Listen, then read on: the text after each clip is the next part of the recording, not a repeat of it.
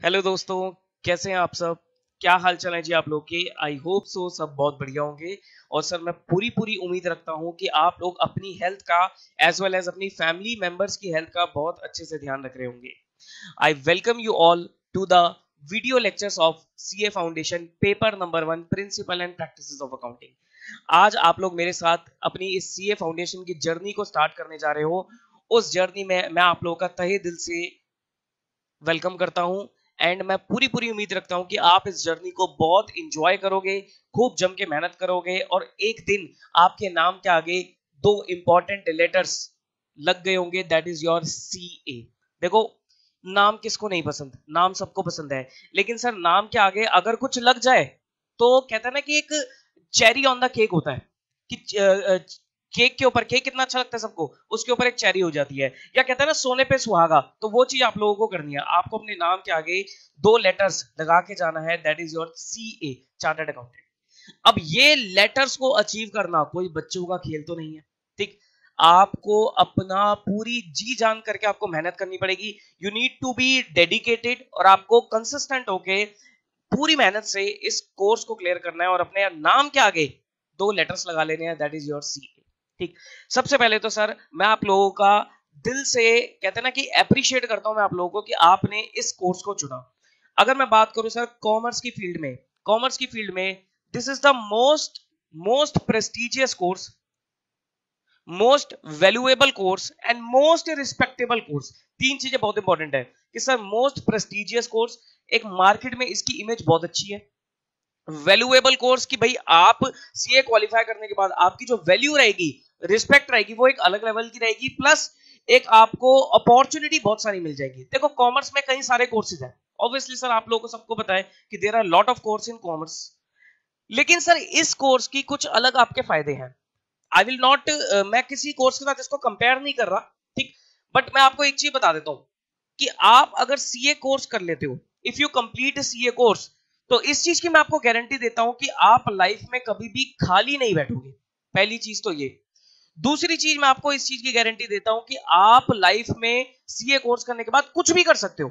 You can do anything, you can do anything. भाई जरूरी नहीं है आपको जॉब ही करनी पड़े, जरूरी नहीं है आपको प्रैक्टिस ही करनी पड़े। आप कुछ भी कर सकते हो। आप मेरी तरह पढ़ा सकते हो, आप एक बहुत अच्छा बिजनेसमैन बन सकते हो, आप अपने पैशन को परस्यू कर सकते हो। आपका पैशन कुछ भी हो सकता है। आपका पैशन सिंगिंग हो सकता है, डांसिंग हो सकता है, पेंटिंग हो सकता है, म्यूजिक हो सकता है, कुछ भी हो सकता है। आप अपने पैशन को भी परस्यू कर सकते हो। मतलब there are lot of opportunities. कोई आपका रिस्ट्रिक्शन नहीं है कि आपने सीए कर लिया तो आपको जॉब ही करनी है, नहीं sir. You can do anything. आप जॉब में जा सकते हो, प्लस प्रैक्टिस कर सकते हो। प्रैक्टिस मींस आप अपना खुद का ऑफिस खोलकर पब्लिक को सर्विसेज दे सकते हो, कंसल्टेंसी दे सकते हो, ये कर सकते हो। आप अपना कोई भी बिजनेस कर सकते हो, आप मेरी तरह पढ़ा सकते हो, आप कोई भी अपने पैशन को परस्यू कर सकते हो। तो there are lot of opportunities. बाकी अगर मैं अलग अलग कोर्सेज की अगर मैं बात करूंगा, तो सर अलग अलग कोर्सेज में क्या है, कहीं ना कहीं कुछ रिस्ट्रिक्शंस आ जाती है कि आप सिर्फ यही चीज कर सकते हो, बाकी एरियाज आपके लिए नहीं बने। और अगर आप बाकी एरियाज में जाओगे भी तो हो सकता है आपको उतनी वैल्यू, उतना पैसा ना मिल पाए। लेकिन ये कोर्स करने के बाद आप किसी भी फील्ड में जाओगे, किसी भी चीज में जाओगे, आपको अच्छी रिस्पेक्ट, अच्छी प्रेस्टीज और पैसा खूब मिलेगा, ठीक। तो दिस इज द, कहते हैं ना, इसी वजह से, इसी रीजन की वजह से कॉमर्स में जो टॉप मोस्ट या नंबर 1 कोर्स रहता है वो आपका सीए कोर्स ही रहता है। ये जो कोर्स है ये सर बेसिकली आपकी नॉलेज को इतना एनहांस कर देगा, इतना आपकी नॉलेज को वाइड कर देगा कि आप मार्केट में किसी से भी, मतलब किसी के भी अंडर काम, मतलब किसी से भी नीचे आप अपने आप को नहीं दे सकते। आपकी नॉलेज इतनी हो जाएगी, you are very vast, you become will become very vast from your knowledge. आपकी नॉलेज इतनी वास्ट हो जाएगी, ठीक। आप लोगों को सबको पता है सर, कुमार मंगलम बिरला का आपने नाम सुना होगा, ठीक। वो बिरला ग्रुप के मालिक है, वो भी एक चार्टर्ड अकाउंटेंट है। और there are lot of famous personalities जो कि एक चार्टर्ड अकाउंटेंट्स है, ठीक। बहुत सारे ऐसी पर्सनालिटीज हैं, राकेश झुनझुनवाला स्टॉक मार्केट के बहुत बड़े प्लेयर है, वो भी एक चार्टर्ड अकाउंटेंट है। तो there are lot of personalities जो कि चार्टर्ड अकाउंटेंट है, ठीक। बाकी देखो, ये जो कोर्स है ये हर किसी के बस की भी बात नहीं है। इसमें आपको देखो, आपने ये कोर्स को ज्वाइन करा है, इट मींस आपके अंदर कुछ कैलिबर है, ठीक। या फिर आप कुछ सोच के आए हो कि हाँ मुझे करना है। अच्छा, थोड़ा सा जनरली बात करता हूं मैं आप लोगों से, थोड़ा सोचो, बताना मुझे कि ये जो कोर्स आपने चूज करा, इसके पीछे क्या कारण था। कुछ भी भाई, कहीं ना कहीं कारण होते हैं। हम कोई भी कोर्स चूज करते हैं, कारण तो होते ही हैं। मेरे हिसाब से sir 11th 12th 11th 12th के बच्चे को सीए के बारे में बहुत ज्यादा कुछ पता नहीं होता। अभी आप लोग 12th करके आए हो तो आप लोगों को, या फिर 12th में ही हो जो आपके पेपर होने वाले हैं जो कि अभी तक नहीं हुए, तो आप लोगों को बहुत ज्यादा कुछ सीए के बारे में नहीं पता होगा। सिर्फ आपने सुना होगा कि हाँ सर सीए है, ठीक। अब बात ये आती है कि सर आपने किस वजह से सीए कोर्स ज्वाइन किया। कुछ भी रीजन हो सकता है आपका ड्रीम हो, आप बचपन से सोचते आ रहे हो। बचपन का मतलब ये नहीं है कि आप फर्स्ट क्लास से, ऑब्वियसली आप 10th के बाद से, जब आपने कॉमर्स ज्वाइन किया था उसको मैं बचपन बोलूंगा यहाँ पर, तो आपने तब से सोचा होगा, आपका ड्रीम होगा कि मुझे सीए करना है।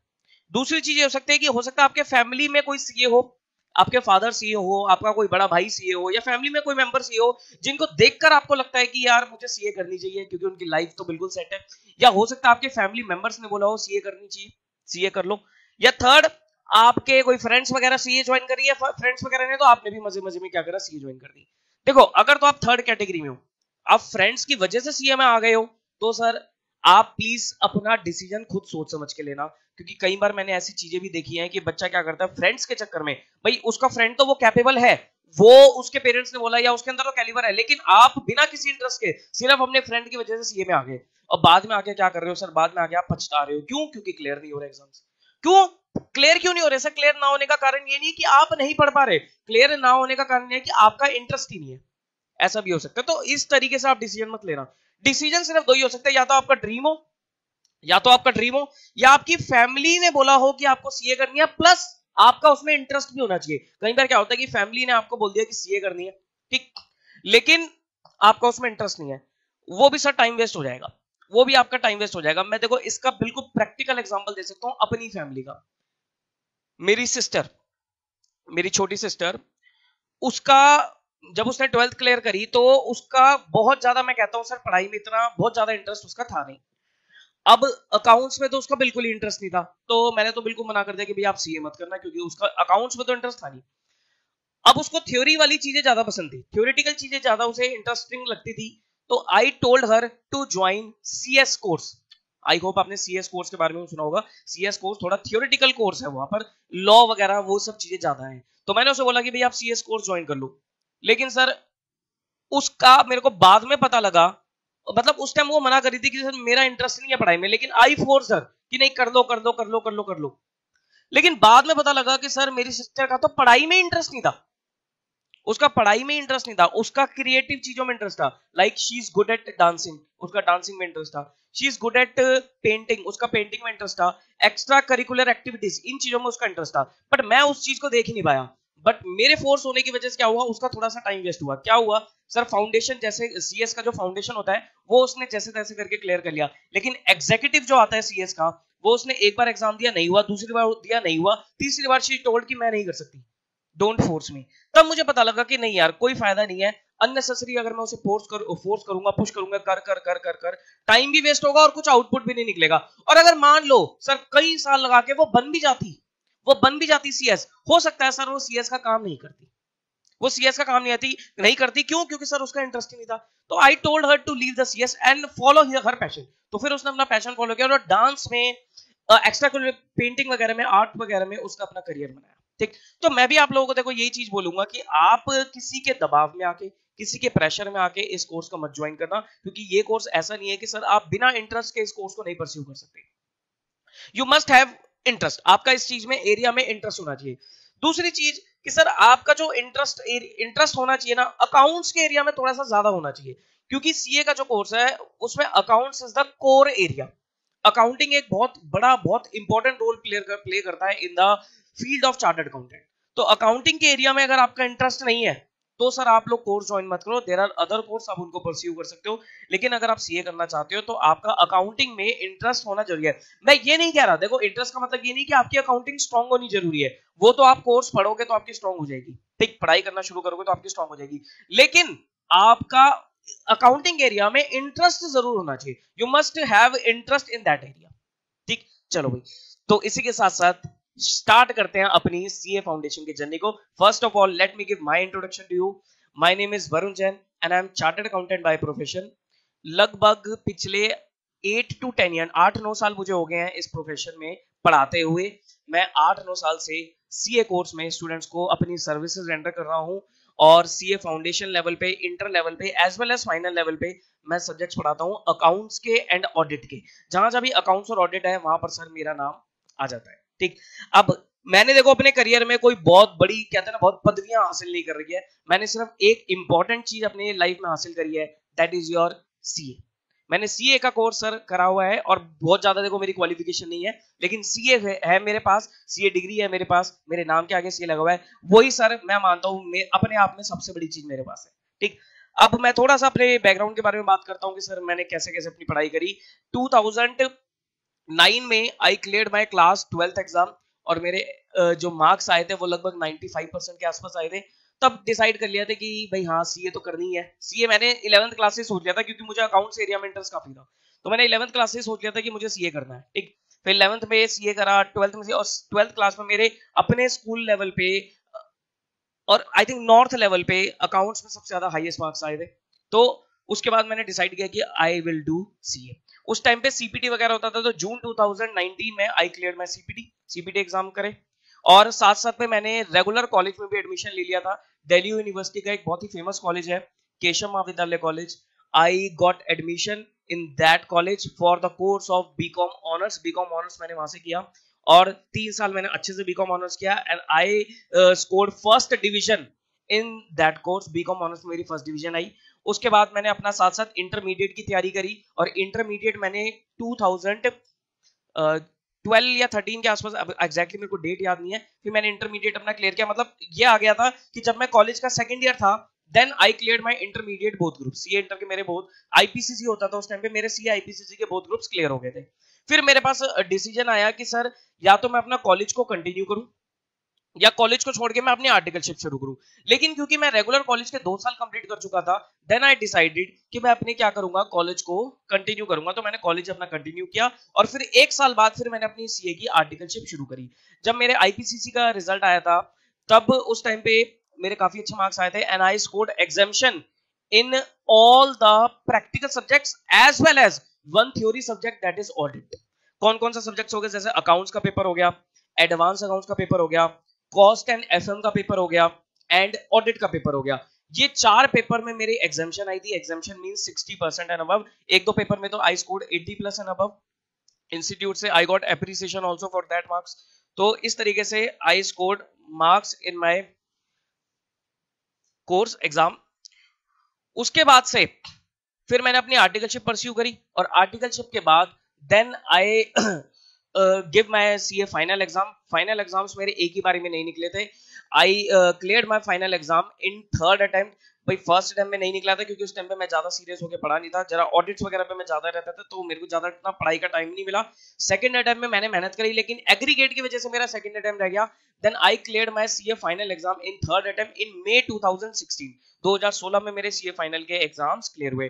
फाइनल लेवल पे I got exemption again in mostly all the practical subjects, जिसमें अपना फाइनेंशियल रिपोर्टिंग आ गया, जिसको हम अकाउंट्स बोलते हैं, डायरेक्ट टैक्स आ गया, इनडायरेक्ट टैक्स आ गया, ऑडिट आ गया एंड अपना कॉस्ट अकाउंटिंग आ गया। इसमें सब में मेरी एग्जामिशन आई थी और डायरेक्ट टैक्स में I scored I think 78 marks, जिसके लिए इंस्टीट्यूट से मुझे एप्रिसिएशन भी मिला था। तो ये सब चीजें मैंने सर करी और उसके बाद से कुछ टाइम मैंने अपना जॉब वगैरह करी, प्रैक्टिस वगैरह करी। देन उसके बाद फिर मैंने अपनी जो जर्नी है वो पढ़ाई की तरफ रख दी, क्योंकि मुझे लगता था कि सर मेरा जो इंटरेस्ट है वो टीचिंग एरिया में ज्यादा है। तो मैंने अपना पढ़ाना वगैरह शुरू करा और बच्चों ने इसको काफी पसंद भी किया। मैं अपने कॉलेज लेवल से ही, बीकॉम लेवल से ही बच्चों को पढ़ाना शुरू कर दिया था मैंने। वहां पर मैं बीकॉम वगैरह की 12th वगैरह के स्टूडेंट्स को पढ़ाता था और वहां से मुझे पता लगा कि भाई अकाउंट्स का एरिया एंड ऑडिट का एरिया, ये 2 एरिया हैं जहां पर मैं बच्चों को बहुत अच्छी सर्विसेज रेंडर कर सकता हूँ। सोचा तो मैंने टैक्स के ऊपर भी था कि मैं टैक्स भी पढ़ा सकता हूँ और 1-2 बैच मैंने टैक्स के भी लिए। लेकिन अगर मैं अकाउंट्स और ऑडिट की बात करूं और टैक्स की बात करूं, तो अकाउंट्स और ऑडिट में बच्चों ने मुझे ज्यादा पसंद किया। मैं ये नहीं कह रहा कि टैक्स में पसंद नहीं किया, टैक्स में ही बच्चों को काफी अच्छा था, रिजल्ट भी अच्छा निकलवाया, लेकिन बच्चों ने अकाउंट्स ऑडिट के एरिया में मुझे ज्यादा पसंद किया। और इवन मुझे भी पढ़ाने में अकाउंट्स और ऑडिट का एरिया ज्यादा कंफर्टेबल लगा और मुझे लगा कि शायद मैं इस एरिया में बहुत आगे निकल सकता हूं। और तब से लेकर अब तक मैं सीए कोर्स में, सीएमए कोर्स में भी, बीकॉम लेवल पे भी अकाउंट्स एंड ऑडिट का एरिया पढ़ा। ठीक है जी, तो ये छोटी सी सर मेरी जर्नी थी जिसको मैंने ब्रीफली आपको बता दिया। ठीक, तो अब हम डिस्कस करते हैं अबाउट कोर्स कि सर ये कोर्स किस तरीके का है। आइए जी, देखो जी, अब अगर अपने कोर्स की डिस्कशन करें तो हमारा जो ये कोर्स है it is very beautifully designed, काफी अच्छे से डिजाइन किया इंस्टीट्यूट ने ये कोर्स। इसमें 3 लेवल्स आते हैं। Level 1 is your foundation level. Foundation level, इस लेवल के लिए सबसे पहले आपको क्या करना पड़ेगा, आपको सबसे पहले ICAI में रजिस्ट्रेशन कराना होगा। आप इंस्टीट्यूट की वेबसाइट पे जाइए, फॉर्म फिल कीजिए, 9600 के आसपास की फीस है, वो फीस पे करिए और अपने आप को रजिस्ट्रेशन करा लीजिए। रजिस्टर कराने के बाद आपको ICAI से एक रजिस्ट्रेशन नंबर अलॉट किया जाएगा जो आपके पूरे CA कोर्स में आपका सेम रहेगा, जिसमें सर अगर कोई बच्चा नॉर्थ साइड का है तो वो NRO नंबर रहेगा और आगे उसका नंबर रहेगा। अगर कोई सेंट्रल रीजन का है तो सेंट्रल CRO रहेगा। अगर कोई वेस्टर्न का है तो WRO रहेगा, ईस्ट का है तो ERO रहेगा, साउथ का है तो SRO रहेगा। ठीक, इस तरीके से इंस्टीट्यूट क्या करता है, रजिस्ट्रेशन नंबर अलॉट करता है, जोन वाइज होता है, north, central, east, west and south. ठीक, उसके बाद आप लोग क्या करेंगे, बुक्स ऑर्डर करेंगे और बुक्स ऑर्डर वगैरह करने के बाद आपको 4 मंथ का, 4 महीने का आपको स्टडी पीरियड चाहिए। और 4 महीने अगर काउंट किया जाए तो अभी के हिसाब से अगर आप अभी एनरोल करा लेते हैं तो सर आप लोगों के जो एग्जाम फॉल करेंगे वो नवंबर में फॉल करेंगे, नवंबर 2021, जो कि इस बार मुझे लगता है हो सकता है दिसंबर 2021 में फॉल करें। ठीक, हो सकता है सर, क्योंकि इस बार जो मई वाले एग्जाम थे वो भी जून में करा रहे हैं इंस्टीट्यूट, तो हो सकता है नवंबर वाले भी वो दिसंबर में कराए, but there is high chance कि वो नवंबर में एग्जाम ना होगे, दिसंबर में करवाए जाएंगे। ठीक, तो ये सर फाउंडेशन लेवल का आपका क्राइटेरिया है। उसके बाद आपका फाउंडेशन क्लियर हो जाता है। Once you done with foundation, foundation आपका क्लियर हुआ, जिसका जो रिजल्ट वगैरह आता है वो लगभग जनवरी में आता है। दिसंबर में आप एग्जाम दोगे तो हो सकता है फेब के स्टार्टिंग में आप लोगों का रिजल्ट आएगा। उसके बाद आपको एनरोल कराना पड़ेगा इन CA इंटर कोर्स, जिसे हम लेवल 2 बोलते हैं, इंटर कोर्स। ठीक, इंटर में आपके 2 ग्रुप्स होते हैं, group 1 and group 2। Her group में आपके 4-4 पेपर होते हैं। तो इंटर लेवल आपने क्लियर किया, इसमें आपका 9 मंथ्स का स्टडी पीरियड आपका होना मैंडेटरी है। कितने महीने का sir, 9 months study period is mandatory. 9 months का स्टडी पीरियड आपका होना चाहिए, मतलब जब भी आपने रजिस्ट्रेशन कराया है उसके बाद आप 9 मंथ्स तक आपको अपनी स्टडी पीरियड देना होगा, उसके बाद ही आप अपने एग्जाम में अपीयर हो पाएंगे। हो सकता है आपका बाय चांस आपका रजिस्ट्रेशन डिले हो गया, ठीक, तो डिले होने के बाद आपके वहां से जब आप रजिस्टर कराओगे इंटर लेवल पे, वहां से आपके 9 मंथ्स काउंट होंगे, तो वो जो भी आपके 9 मंथ्स पढ़ेंगे तब आपका एग्जाम होगा इंटर लेवल का। ठीक, तो इस बीच में आपको इंटर लेवल करने के बाद, इंटर लेवल आपका करने के बाद आपका जो लेवल 3 आएगा, that is your final level, इसको हम लेवल 3 बोलते हैं। इसमें कई सारी सर इंस्टीट्यूट की तरफ से ट्रेनिंग होती है, जैसे एक होता है ICITSS, एक ही ट्रेनिंग आप लोगों को बीच में करनी पड़ेगी और आपको अपनी आर्टिकलशिप करनी पड़ेगी। आपको आर्टिकलशिप करनी पड़ेगी, this is the most important area in CA course.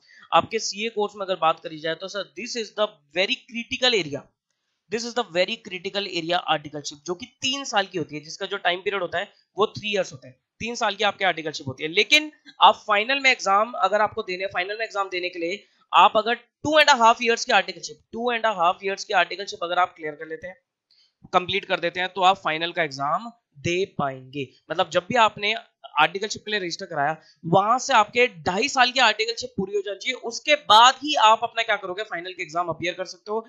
और फाइनल एग्जाम देने के बाद आपको अपनी बैलेंस 6 महीने की आर्टिकलशिप कंप्लीट करनी पड़ेगी, और आर्टिकलशिप कंप्लीट करने के बाद आप लोग CA के फाइनल के एग्जाम देंगे, और मतलब CA फाइनल का आपका जो भी है क्लियर वगैरह आपका हो जाता है, उसके बाद आप ICAI के मेंबर बन जाएंगे, मेंबर ऑफ ICAI। मेंबरशिप के लिए भी सर आपको क्या करना पड़ता है, ICAI के साथ एनरोल कराना पड़ता है, जो कि आप फाइनल लेवल तक जाते आते आप सारी चीजें समझ जाओगे। अभी सर हम किस लेवल पे हैं, अभी हम यहीं पर ही हैं, अभी हम इस लेवल पे हैं। ठीक sir, this is the foundation. Foundation का मतलब होता है base. What do you mean by foundation? Foundation means base, मतलब ये आपका जो है CA कोर्स में बेस लेवल है, बेसिक लेवल है, जहां पर आपको अपने बेस को, अपनी नींव को सुधारना है, नींव को स्ट्रॉन्ग करना है। देखो, कोर्स इज नॉट डिफिकल्ट, लेकिन आपका जो कंसेप्चुअल क्लैरिटी होती है वो बहुत अच्छी होनी चाहिए। उस कंसेप्चुअल क्लैरिटी के लिए ये जो फाउंडेशन लेवल है, this is most most most important. देखो क्या होता है कि बच्चा ना इंटर लेवल तक पहुंच जाता है, फाइनल लेवल तक पहुंच जाता है। अकाउंट्स में पढ़ाता हूं तो मुझे पता है बच्चे को जर्नल एंट्री डालनी नहीं आती। क्यों नहीं डालनी आती जर्नल एंट्री? उसके कारण हो सकते हैं। उसके क्या कारण हो सकता है सर? उसने 11th-12th में ठीक से पढ़ाई नहीं करी अकाउंट्स में, कोई दिक्कत नहीं है सर, फाउंडेशन लेवल तो था, फाउंडेशन में भी वो सीरियस होकर नहीं पढ़ा, उसने बेस के ऊपर फोकस ही नहीं किया, बस उसने जैसे तैसे करके एग्जाम क्लियर कर लिए। लेकिन सर एग्जाम क्लियर करना मुद्दा नहीं है, आपको एग्जाम क्लियर करने के साथ साथ अपनी कंसेप्चुअल क्लैरिटी को भी बढ़ाना पड़ेगा, आपको अपने बेस को सुधारना है, क्योंकि ये जो आपका बेस फाउंडेशन लेवल पे क्लियर हो जाएगा, वो बेस, वो कॉन्सेप्ट्स आपके इंटर और फाइनल लेवल पे आपको आगे जाकर बहुत ज्यादा मदद करने वाले हैं। क्योंकि सर आप खुद सोचो, आप इंटर लेवल में एडवांस अकाउंटिंग पढ़ रहे हो, एडवांस अकाउंटिंग की बात कर रहा हूं, अकाउंटिंग की बात ही नहीं कर रहा, फाइनल लेवल पे आप फाइनेंशियल रिपोर्टिंग पढ़ रहे हो, एफआर पढ़ रहे हो, वहां पर आप अपने फैकल्टी से पूछो कि सर एंट्री क्या डलेगी, कोई नहीं बताएगा, कोई नहीं बताएगा, वो कहेंगे भाई साहब बेसिक है तो चीजें।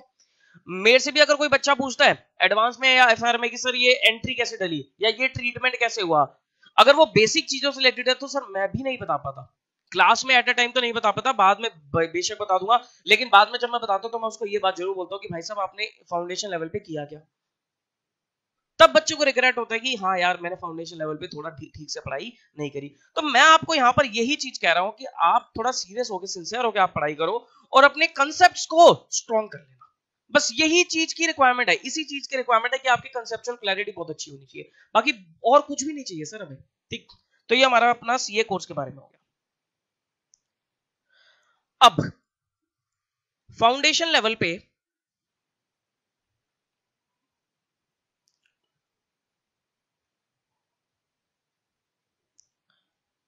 फाउंडेशन लेवल पे आपके 4 पेपर होते हैं। Paper number 1 is your accounts, इसका नाम जो है सब्जेक्ट का वो है principle and practice of accounting, इसको हम अकाउंट्स बोलेंगे। पेपर 2 होता है आपका law, business law and BCR, BCR is nothing but English law and BCR इसमें बोलते हैं। थर्ड पेपर जो होता है वो आपका होता है मैथ्स का, जिसमें आपके मैथ्स होता है, स्टैट्स होता है एंड लॉजिकल रीजनिंग होता है। और फोर्थ पेपर जो होता है वो आपका होता है इकोनॉमिक्स का, इकोनॉमिक्स एंड साथ में आपका बीसीके होता है, business and commercial knowledge, very interesting subject. तो अकाउंट्स और लॉ की बात करूं तो सर ये जो पेपर होते हैं ये आपके सब्जेक्टिव होते हैं, these are the subjective paper, 100 marks के सब्जेक्टिव पेपर होता है, 100 मार्क्स फॉर ईच सब्जेक्ट। ठीक, सब्जेक्टिव पेपर होता है, सब्जेक्टिव मतलब आपको इसमें लिखने पड़ेंगे आंसर, इसमें कोई ऐसे एमसीक्यूज वगैरह नहीं है, लिखने पड़ेंगे आंसर। लेकिन मैथ स्टैट्स और इको बीसी का वगैरह में ये आपका एमसीक्यू बेस्ड पेपर होता है, यहाँ पर आपके एमसीक्यूज पूछ जाते हैं, वेटेज इनकी भी सर 100 मार्क्स की ही होती है, 100 मार्क्स इसका, 100 मार्क्स इसका, और ऊपर भी sir 100 marks law, 100 marks accounts. ठीक, तो एमसीक्यू पेपर होते हैं आपके। एमसीक्यू में आपका नेगेटिव मार्किंग भी होती है, नेगेटिव मार्किंग का क्राइटेरिया क्या है, 0.25 mark for every wrong answer, हर गलत आंसर के लिए आपके 0.25 मार्क्स कट जाएंगे। इट मींस अगर मान लो आपके 4 क्वेश्चन गलत होते हैं, सिंपल सी कैलकुलेशन है, अगर आपके 4 क्वेश्चन गलत होते हैं तो 4 क्वेश्चन गलत होने की वजह से 4 नंबर तो कट ही गए, ठीक, प्लस एडिशनल 0.25 मार्क पर क्वेश्चन कटेगा, यानी कि 4 को इंटू 0.25 करोगे तो 1 नंबर, यानी कि 4 क्वेश्चन गलत होने की वजह से आपके टोटल 5 नंबर कट जाएंगे। ठीक, तो यहां पर एमसीक्यूज में थोड़ा सा यहां पर बच्चा थोड़ा रहता है कि भाई यहां पर आपको देखना पड़ता है कि इफ यू आर कॉन्फिडेंट तभी आप आंसर को, अदरवाइज छोड़ दो। लेकिन ये दो पेपर आपके क्या होते हैं, टोटली सब्जेक्टिव है, यहां पर कुछ नहीं है सर, कुछ भी समझ में आता है लिख के जरूर आओ, छोड़ के मत आना पेपर, ये मैं हमेशा बोलता हूं। ठीक, बाकी subjects are very very interesting, very very easy. अगर मैं स्कोरिंग की बात करूं तो sir according to me, may be कुछ लोग डिफर करें, अकॉर्डिंग टू मी 2 पेपर है जो आपके सबसे ज्यादा स्कोरिंग है, एक तो आता है अकाउंट्स और एक आता है आपका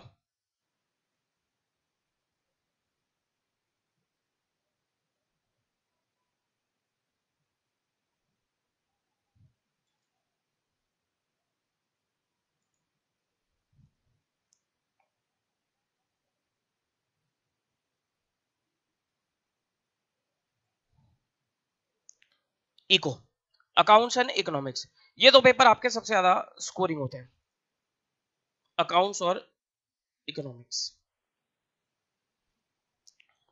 ठीक, यस, अकाउंट्स और इकोनॉमिक्स ये आपके सबसे ज्यादा स्कोरिंग है, इनमें बच्चा सर टारगेट रखता है कि मैं 90 प्लस इन दो पेपर में मार्क्स स्कोर कर लूं, 90 प्लस का टारगेट रख के बच्चा चलता है कि मैं 90 प्लस या 90 नहीं तो कम से कम 80 प्लस इन दो पेपर में मार्क्स स्कोर करके चलूं। और आप स्कोर कर भी सकते हो अगर आप एक अच्छे से तैयारी करके जाते हो, तो आप बड़ी आराम से अकाउंट्स और इको में 80 प्लस मार्क्स स्कोर करके चल सकते हो। सर लॉ बीसीआर और मैथ्स में नंबर नहीं आते, देखो मैथ्स में मैं इसलिए नहीं बोलता क्योंकि कुछ बच्चों के पास 11th-12th में मैथ्स होती है, कुछ के पास नहीं होती है, तो ये थोड़ा सा एक डिफिकल्ट एरिया हो जाता है बच्चों के लिए स्कोर करना।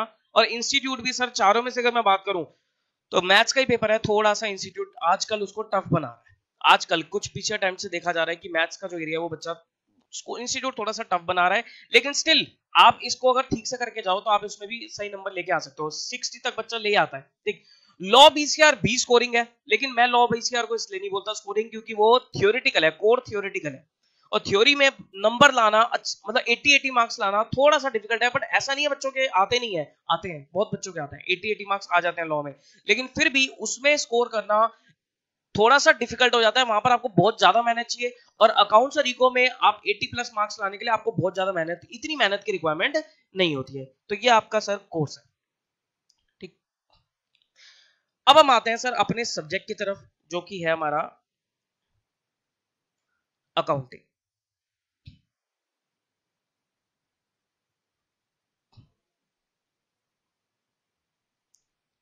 अकाउंटिंग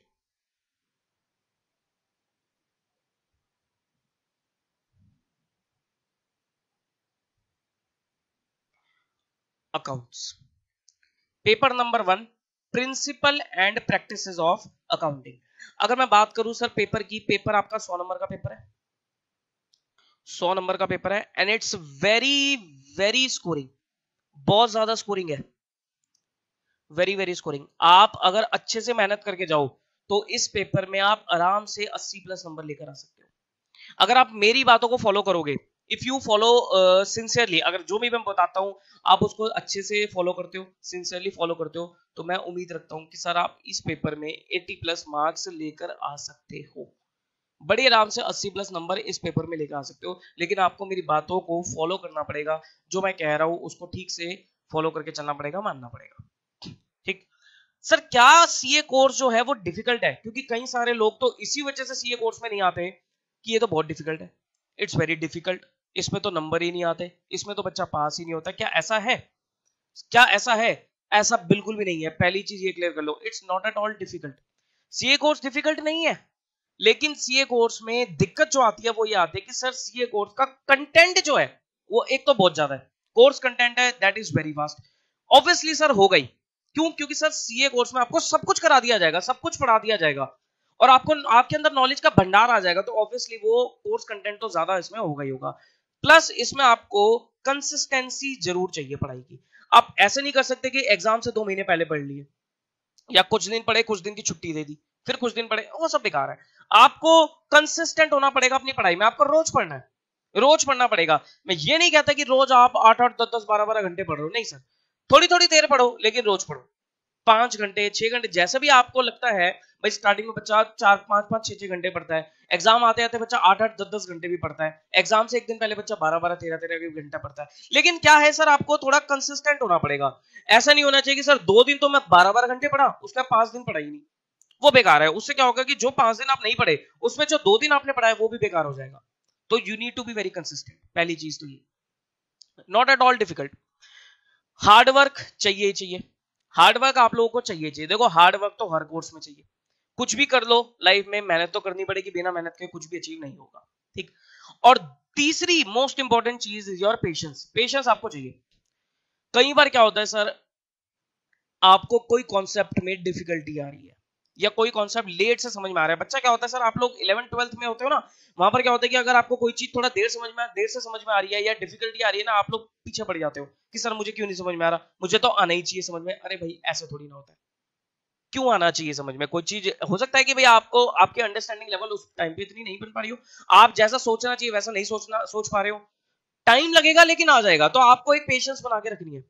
कई बार बच्चा सर कुछ किसी कारण की वजह से या अपनी मेहनत की कमी की वजह से रह भी जाता है, जैसे एग्रीगेट रह गया या कोई पर्टिकुलर सब्जेक्ट रह गया, तो आपको अपनी कमियां ढूंढनी है कि मेरी कमी क्या है, और वहां पर आपको पेशेंस रखनी है कि हाँ कोई बात नहीं, इस बार रह गया ना, अगली बार क्लियर करके निकालूंगा। बट आपको पेशेंस रखनी पड़ेगी। देखो कहते हैं ना कि कोई भी चीज इतनी आसानी से नहीं मिलती, कोई भी चीज इतनी आसानी से नहीं मिलती। हर चीज को अचीव करने के लिए या हर चीज को लेने के लिए टाइम लगाना पड़ता है। लेकिन अगर आप आज टाइम लगा दोगे, अगर आप आज टाइम लगा दोगे, तो मैं उम्मीद करता हूं कि सर आपका फ्यूचर जो होगा वो बहुत ब्राइट होगा। आप बड़ी आराम से चीजों को कवर अप कर जाओगे अगर आप आज टाइम लगा देते हो तो आपको क्या रखना है सर, पेशेंस रखनी पड़ेगी। चीजें धीरे धीरे समझ में आएंगी, लेकिन आएंगी जरूर। कुछ चीजें फटाफट आएंगी, कुछ चीजों में थोड़ा सा टाइम भी आपका लगेगा। ठीक, तो ये सर ये कुछ बातें थी अबाउट कोर्स। तो बिल्कुल भी ये सोच के साथ मत पढ़ाई करना कि सर कोर्स टफ है। ये सोच के साथ पढ़ाई करना कि कोर्स तो इजी है लेकिन मुझे मेहनत करनी पड़ेगी, बस I need to put hard work. आपको मेहनत करनी पड़ेगी। कुछ बच्चे ऐसे होते हैं सर जिनके 11th-12th में मार्क्स अच्छे नहीं आते, लेकिन वो सीए कोर्स में रैंक भी लेके आते हैं। वो सीए कोर्स में रैंक भी लेके आते हैं सर, बिल्कुल होता है, ऐसा होता है। तो आप ऐसे बनो। अगर आपके 11th-12th में अच्छे नंबर नहीं आए तो सर आपको उससे डिमोटिवेट नहीं होना कि भाई मेरे 11th-12th में तो अच्छे नंबर नहीं आए तो आगे मेरा क्या होगा। भाई मैं तो कुछ बच्चे इसी वजह से भी सीए ज्वाइन नहीं करते। 11th-12th में अच्छे नंबर नहीं आ रहे तो वो सोचते कि सीए कोर्स मेरे बस की नहीं है, मेरे 11th-12th में नंबर नहीं आ रहे, सीए में कैसे आएंगे। ऐसा कुछ भी नहीं होता, सुन लेना, ऐसा कुछ भी नहीं होता। हर टाइम एक जैसा नहीं होता है बिल्कुल भी।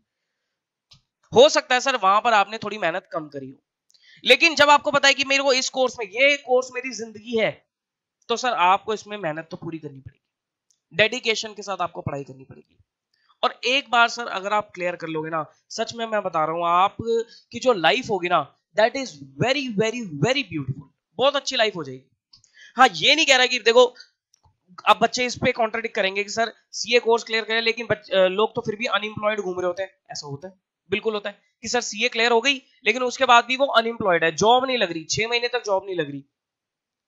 सर क्या ऐसा हो? बिल्कुल होता है ऐसा। या जॉब लगी हुई है तो बहुत कम सैलरी पे लगी है, 30,000 40,000 पे लगी है, वो सोचा था 1 लाख रुपए की सैलरी लेगी। सर अगेन बात वही आ गई ना, पेशेंस। अगर वो बंदा 6 महीने तक अनएम्प्लॉयड है या 6 महीने तक सिर्फ वो 30,000 रुपए कमा रहा है, इट मींस ये नहीं कि सर आगे उसका फ्यूचर बेकार है। सर उसकी ग्रोथ बहुत जल्दी होती है, उसकी ग्रोथ बहुत जल्दी होगी, एक्सट्रीम ग्रोथ होगी। फिर वो 30,000 से अगले साल तक आते आते 50,000 1 लाख पहुंच बड़ी आराम से पहुंच जाएगा। लेकिन आपको थोड़ा पेशेंस रखनी पड़ेगी। कहते हैं ना, हर चीज रातों रात नहीं मिलती, हर चीज में लगता है टाइम। लेकिन आपको अपनी तरफ से पूरी पूरी एफर्ट डालने पड़ेंगे। You need to put 100%। आपको पूरे 100% एफर्ट तो डालने पड़ेंगे, तब आपको वो चीज मिलेगी। और मैं सर उम्मीद रखता हूं आप लोग इस कोर्स में आए हो तो आप पूरी मेहनत करने के लिए सोच समझ के आए होंगे कि मैं पूरी मेहनत करने के लिए तैयार हूं। ठीक, चलो, तो let's move on to our lectures. अब मैं थोड़ा आपको लेक्चर्स वगैरह के बारे में बता देता हूं कि सर लेक्चर्स वगैरह का क्या रहेगा। देखो, नंबर ऑफ लेक्चर्स, देखो वीडियो लेक्चर्स फॉर्म में हमारी क्लासेस है। ठीक, अगर मैं नंबर ऑफ लेक्चर्स की बात करूं तो जो मैंने अकाउंट्स का जो कोर्स डिजाइन किया हुआ है उसमें जो लेक्चर्स लगते हैं लगभग 50 लेक्चर्स के आसपास लगते हैं। 50 लेक्चर्स में कोर्स कंप्लीट किया हुआ है और इसकी जो ड्यूरेशन है 50 लेक्चर्स की वो लगभग 90 आवर्स है। मतलब 90 घंटे के अंदर अंदर मैंने पूरा फाउंडेशन का कोर्स कंप्लीट करा हुआ है अकाउंट्स का। ठीक, अगर मैं हर लेक्चर की बात करूं तो हर लेक्चर की जो ड्यूरेशन है वो लगभग 1.5 घंटे की है। कुछ 1-2 लेक्चर होंगे जो 1.5 घंटे से ऊपर होंगे और कुछ 1-2 लेक्चर होंगे जो 1.5 घंटे से कम भी होंगे। ऊपर और कम होने का कारण क्या है कि सर कोई चैप्टर ऐसा है जिसमें मुझे लगता है कि ये 1.5 की बजाय 2 घंटे में खत्म हो जाएगा, तो मैंने उस चैप्टर को 2 घंटे में खत्म ही कर दिया। ये नहीं कि उसके लिए अगला लेक्चर लगा दिया, नहीं। अगर मुझे लग रहा है 1.5 की बजाय 2 में खत्म होगा तो 2 घंटे में खत्म कर दिया। और कुछ लेक्चर ऐसे भी होते हैं, छोटे छोटे टॉपिक्स होते हैं जो 1.5 की बजाय 1.25 घंटे में ही खत्म हो गए, 1 घंटा 10 मिनट में ही खत्म हो गए, तो ऐसे भी लेक्चर्स हैं। लेकिन एवरेज अगर देखा जाए तो लेक्चर की जो ड्यूरेशन है वो 1.5 घंटा की है। मोस्टली आपको जो लेक्चर मिलेंगे वो 1.5 घंटे के मिलेंगे। ठीक, अब कि सर हमें अपने कोर्स को, अब थोड़ा सिर्फ अकाउंट स्पेसिफिक बातें करूंगा मैं, हमें अपने अकाउंट्स के कोर्स को कब तक कंप्लीट कर लेना चाहिए। देखो 50 लेक्चर्स मैंने आप लोगों को बताया। अगर आप लोग आराम आराम से पढ़ रहे हो, 5 लेक्चर्स पर वीक का टारगेट रखते हो, अगर आप लोग 5 लेक्चर एक हफ्ते में 5 लेक्चर करोगे, डेज आप लोग खुद डिसाइड करोगे, टाइम आप लोग खुद डिसाइड करोगे। बाकी मैं प्रेफरेबल टाइम आपको बता सकता हूं कि मॉर्निंग का टाइम आपका होना चाहिए, सुबह सुबह का टाइम होना चाहिए, सुबह 7 बजे 8 बजे, जब भी आप उठने में कंफर्टेबल हो, जब जैसे भी आप उठते हो, लेकिन एक अच्छा सा शेड्यूल बना के सुबह 7-8 बजे उठ के अगर आप अकाउंट से शुरुआत करते हो या मैथ से शुरुआत करते हो, किसी प्रैक्टिकल चीज से शुरुआत करते हो, तो आपका दिन अच्छा जाता है, आलस आलस नहीं रहता। ठीक, तो बेटर रहेगा कि सुबह सुबह उठ के आप सबसे पहले एक अकाउंट्स का लेक्चर करो। ठीक, तो 5 days a week, Monday to Friday लगा लो, या जैसे भी आप अपने डेज बनाना चाहते हो, तो आप 5 डेज अ वीक, 5 लेक्चर सिर्फ आपको एक हफ्ते में देखने हैं। ऐसे करते करते आप 10 वीक्स के अंदर अंदर अपने सारे लेक्चर को कंप्लीट कर लोगे, 10 हफ्ते में कंप्लीट कर लोगे। 10 हफ्ते का मतलब क्या होता है, बड़े आराम से समझो सर, 10 हफ्ते का मतलब हो गया 2.5 महीने। 2.5 महीने का कोर्स है, 2.5 महीने का कोर्स है। मतलब अगर आप, मई चल रहा है, अभी मई स्टार्टिंग है, अगर आप मई जून, जून का महीना मैं इंक्लूड नहीं करूंगा अभी, इस समय इसलिए इंक्लूड नहीं कर रहा क्योंकि सर अभी सीबीएसई की तरफ से 12th क्लास की अनाउंसमेंट नहीं आई है। मान लो सर सीबीएसई बोलता है कि 12th के एग्जाम करवाए जाएंगे, 12th के एग्जाम करवाए जाएंगे, जिसके चांसेस बहुत कम है, बट स्टिल अगर सीबीएसई बोलता है कि सर एग्जाम होंगे, ऑनलाइन होंगे या जैसे मर्जी होंगे, अगर वो बोलता है कि एग्जाम करवाए जाएंगे, तो मैं एक महीने को एक्सक्लूड ही कर देता हूं। तो अगर उस महीने को, जून के महीने को एक्सक्लूड कर दिया जाए, तो मई जुलाई, मतलब आप मोटा मोटा मिड ऑफ अगस्त तक अपना कोर्स कंप्लीट कर सकते हो। मिड ऑफ अगस्त, या मिड ऑफ अगस्त भी छोड़ो, अगस्त एंड तक अपना कोर्स आराम से कंप्लीट करके चल सकते हो। इस हिसाब से अगर आप चलोगे 4 to 5 लेक्चर्स अ वीक के हिसाब से अगर आप चलोगे। अगर आप और स्लो चलो, अगर आप और स्लो चलो, या फिर आप थोड़ा सा और लेट ज्वाइन करते हो, तो भी आपका सर सितंबर एंड तक कोर्स कंप्लीट हो जाएगा, सितंबर एंड तक का कोर्स कंप्लीट हो जाएगा। लेकिन एक चीज ध्यान रखना कि सर सितंबर एंड तक आपको अपना कोर्स कंप्लीट कर लेना है, सितंबर एंड तक आपको अपना कोर्स कंप्लीट कर लेना है, सितंबर एंड तक आपको अपना कोर्स कंप्लीट कर लेना है। इसमें फिर डिले नहीं आना चाहिए, इसमें फिर आप लोगों का डिले बिल्कुल नहीं आना चाहिए। सितंबर एंड तक आपका टारगेट होना चाहिए कि मुझे कोर्स को अपना कंप्लीट करना है। ठीक, ऐसा मैं इसलिए बोल रहा हूं क्योंकि आपके जो एग्जाम होंगे, लेट से एग्जाम आपके दिसंबर में होते हैं, तो आपको 2 महीने की रिवीजन तो चाहिए ही चाहिए, अक्टूबर और नवंबर का मंथ रिवीजन में चाहिए। मैं अभी देखो नवंबर इसलिए नहीं बोल रहा क्योंकि सर हो सकता है नवंबर में एग्जाम ना हो। ठीक, अगर तो देखो नवंबर में एग्जाम होते हैं, तो आपको अपना कोर्स अगस्त एंड तक कंप्लीट करना है, फिर आपको सितंबर अक्टूबर की रिवीजन चाहिए। देखो 2 महीने आपको रिवीजन के लिए चाहिए, लेकिन नवंबर के chance there are very minute chances नहीं है, दिसंबर में एग्जाम होंगे। और अगर दिसंबर में एग्जाम है, तो आपको अक्टूबर और नवंबर का महीना, 2 महीने आपको क्या चाहिए, सिर्फ रिवीजन के लिए चाहिए। देखो सिर्फ क्लासेस कंप्लीट कर लेने से बात नहीं बनती है, क्लासेस कंप्लीट करने के साथ साथ आपको रिवीजन भी करनी पड़ेगी, आपको रिवीजन भी करनी पड़ेगी, टेस्ट भी देने पड़ेंगे। वो सब चीजें मैं आप लोगों के साथ करवाऊंगा, कांस्टेंट रिवीजन रहेंगी, कांस्टेंट टेस्ट रहेंगे, वो मैं आप लोगों के साथ कराऊंगा, और वो आपको करने भी पड़ेंगे। रिवीजन रहेंगी, फिर आपके 25-25% कोर्स के टेस्ट होंगे, फुल कोर्स के टेस्ट होंगे, ऐसे 7-8 टेस्ट भी अगर आप मुझे दे दोगे और रिवीजन करोगे प्रॉपर तरीके से, समझ लेना सर अकाउंट्स की में कलाकार महारत हासिल कर लोगे आप। फाउंडेशन लेवल पे 80+ नंबर लेके आओगे, 80 क्या सर, 90+ भी नंबर लेके आओगे। देखो 80 तो मैं बच्चों को ऐसी कमिट कर देता हूँ कि 80 ले आओगे, 80+ ले आओगे, लेकिन अगर बच्चा उसमें थोड़े से अपने भी खुद के एफर्ट्स लगा देगा, एक्स्ट्रा एफर्ट्स लगा देगा, वो 90+ भी स्कोर कर लेता है। मेरे सर स्टूडेंट के 99 मार्क्स आ रखे हैं अकाउंट्स में। नवंबर 2019 का स्टूडेंट था मानव बिंदल के नाम से, उसके 99 मार्क्स आ रखे हैं अकाउंट्स में। सर सीए कोर्स में 99 मार्क्स लाना, it's not it's very challenging task, ये कोई बच्चों का खेल नहीं है।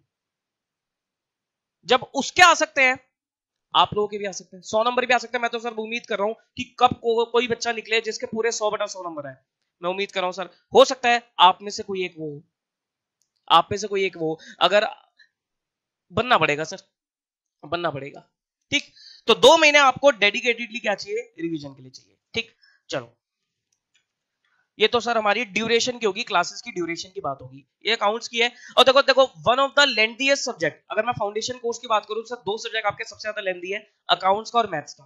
ठीक, बाकी लॉ और इकोनॉमिक्स ये छोटे छोटे पेपर है, ये आपके जल्दी भी खत्म हो जाएंगे, इनमें इतने लेक्चर्स नहीं होते, तो ये तो हो सकता है आप 2-2 महीने में भी कंप्लीट कर लो। लेकिन अकाउंट्स और आपका जो मैथ्स का पेपर होता है वो सबसे ज्यादा लेंथी होता है, क्योंकि उसमें कंटेंट ज्यादा होता है। अकाउंट्स में देखो 11th का भी कोर्स है, 12th का भी कोर्स है, प्लस इसमें कुछ नए टॉपिक्स भी हैं, तो लेंथी सब्जेक्ट तो है। ठीक, बाकी आपको सितंबर एंड तक सब कुछ कंप्लीट कर लेना चाहिए। अगर आप उससे पहले कर लेते हो तो आपको बहुत अच्छी बात है, आपको रिवीजन का और ज्यादा टाइम मिलेगा। लेकिन लास्ट जो डेडलाइन है आपकी, this is your deadline, this is your deadline. कि आपको सितंबर एंड तक अपना कोर्स को पूरा कवर कर लेना है। ठीक, चलो अब बात आती है सर बुक्स की। सर बुक्स किस हिसाब से आप लोग प्रोवाइड करोगे, बुक्स कैसे दोगे आप? देखो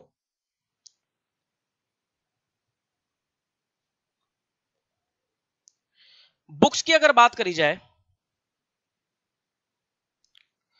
तो बुक्स में एक बुक तो सर मैं आपको देता हूं कॉम्प्रिहेंसिव बुक, जिसमें आपके क्वेश्चंस होते हैं सारे और उन क्वेश्चंस को हम क्लास में सॉल्व करेंगे। एक तो वो बुक रहेगी आपकी। दूसरा मैं आपको, अब मैंने इस अटेम्प्ट के बाद बना दिया है ट्रू एंड फॉल्स की बुक बना ली है, ट्रू एंड फॉल्स, जिसमें आपके 377 प्लस क्वेश्चंस है। ठीक, हो सकता है सर आपके एग्जाम तक आते आते मैं उनमें और ऐड कर दूं क्वेश्चंस। ठीक, अभी तो 377 ही है, हो सकता है आपके एग्जाम तक आते आते मैं उसमें और ऐड कर दूं। ठीक, तो वो मैं आपको एंड में ही प्रोवाइड करूंगा, क्योंकि वो आपको करनी भी एंड में है। ट्रू फॉल्स क्या होता है सर? ट्रू फॉल्स आपका क्वेश्चन आएगा, अभी पेपर पैटर्न डिस्कस करेंगे तो उसमें बता दूंगा। ट्रू फॉल्स का क्वेश्चन आता है जिसमें सारे कॉन्सेप्ट टेस्ट कर लिए जाते हैं, 12 नंबर के ट्रू फॉल्स आते हैं जिसमें आपके सारे कॉन्सेप्ट टेस्ट कर लिए जाते हैं। तो वो मैं आपको अभी नहीं दूंगा, वो आपको करने भी कब चाहिए? जब आपका पूरा कोर्स कंप्लीट हो जाए, उसके बाद आपको 2 दिन लगा के ट्रू फॉल्स करनी चाहिए। ठीक, और उसके लिए मैं खुद ही लाइव अपना रिवीजन कराता हूं। अभी भी मैंने यूट्यूब पे वीडियो डाल रखी है, वो मई वाले जून वाले अटेम्प्ट के लिए, और आप लोगों के लिए भी सर रिस्पेक्टिव वीडियो प्रोवाइड करी जाएगी। तो 377 आपके प्लस क्वेश्चंस है। आप लोगों के अटेम्प्ट तक आते आते सर उसमें और क्वेश्चंस ऐड हो जाएंगे। टारगेट मेरा ये है कि एक टाइम तक आते आते मैं इसमें 1000 क्वेश्चन डाल दूंगा। ठीक, तो ये आपको एक अलग से पीडीएफ प्रोवाइड करी जाएगी, थ्योरी क्वेश्चंस की पीडीएफ प्रोवाइड करी जाएगी, थ्योरी क्वेश्चंस की। ठीक, अभी आपको स्टार्टिंग में क्या मिलेगा? अभी आपको स्टार्टिंग में सर ये आपको कॉम्प्रिहेंसिव बुक मिल जाएगी, जिसके थ्रू आप लोग अपनी पढ़ाई शुरू करोगे। और ये दोनों आपको हार्ड कॉपी में नहीं मिलेंगे, ये आपको पीडीएफ फॉर्म में मिलेंगे। और ये वैसे भी ओपन है, ये टेलीग्राम चैनल पे मिल जाएंगे। आप लोग मेरे टेलीग्राम चैनल को ज्वाइन कर लेना, यूट्यूब चैनल के साथ भी आप ज्वाइन कर लेना, सब्सक्राइब कर लेना और उससे जुड़े रहिएगा। तो टेलीग्राम चैनल पे मैं इसको अपलोड करता हूँ, क्योंकि ये फ्री ऑफ कॉस्ट रहते हैं, थ्योरी क्वेश्चन भी फ्री ऑफ कॉस्ट रहते हैं। काफी टाइम से करता आ रहा हूँ, तो सर अभी भी ये चीज चल रही है। लेकिन ये है कि हर अटेम्प्ट तक आते आते इनमें क्वेश्चन ऐड हो जाते हैं। हर अटेम्प्ट में आते आते इनमें मैं क्या करता हूँ, क्वेश्चन ऐड कर देता हूँ। तो आप लोगों के अटेम्प्ट के लिए अभी ये आएंगे नहीं, ये सब थोड़ा लेट आएंगे, लेकिन वो थोड़ा बढ़ के आएंगे। ठीक, तो ये 3 चीजें मेरी तरफ से आपको मिलेगी। प्लस जो क्लास में कुछ चैप्टर्स के लिए मैंने नोट्स तैयार कर रखे हैं, जैसे शेयर कैपिटल का चैप्टर है, इसके लिए मैंने नोट्स तैयार कर रखे हैं। और अपना और भी कुछ चैप्टर्स जिनके लिए मैंने नोट्स तैयार कर रखे हैं, वो सब आपको प्रोवाइड कर दिए जाएंगे, टेलीग्राम चैनल पे मैं अपलोड कर दूंगा। अच्छा, इस आज वाले लेक्चर के बाद जो हमारा नेक्स्ट क्लास में शुरू होगा, वो उसमें मैं शेयर कैपिटल का टॉपिक शुरू कराऊंगा। और शेयर कैपिटल के जो नोट्स है वो मैंने टेलीग्राम चैनल में डाल रखे हैं। आप लोग टेलीग्राम चैनल से उन नोट्स को डाउनलोड कर लेना और वो यूज करने आपको अपनी स्टडीज में। ये मेरी तरफ से बुक आएंगे, बाकी हम नोटिंग कई सारी अपनी क्लास में करवाते ही रहते हैं। ठीक, आओ आगे। अब हम लिखते हैं सर अपना कोर्स कंटेंट, कि हमारा कोर्स कंटेंट किस हिसाब से है।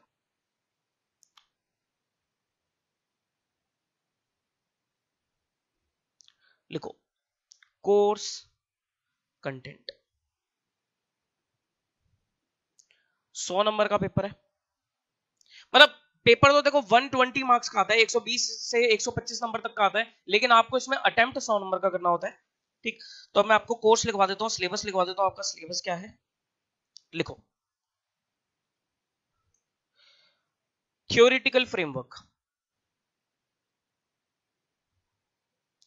Chapter 1 is your theoretical framework. इसमें आपके कुछ चैप्टर्स कवर होते हैं, जैसे कि meaning and scope of accounting,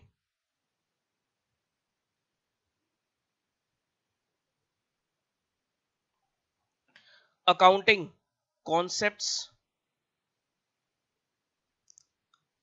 accounting principles and convention, definitions, कुछ इंपॉर्टेंट डेफिनेशंस डिस्कस होंगी, contingent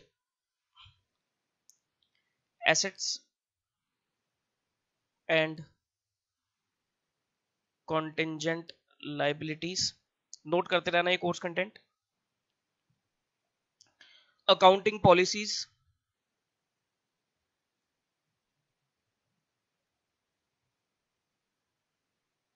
valuation, valuation principles,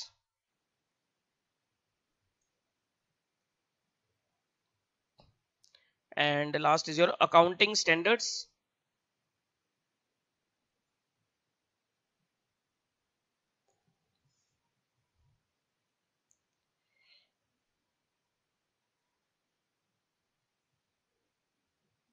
and Ind AS, इनका ओवरव्यू कि अकाउंटिंग स्टैंडर्ड्स क्या है, इंड एस क्या है, इनका ओवरव्यू। ये आपका थ्योरेटिकल फ्रेमवर्क है।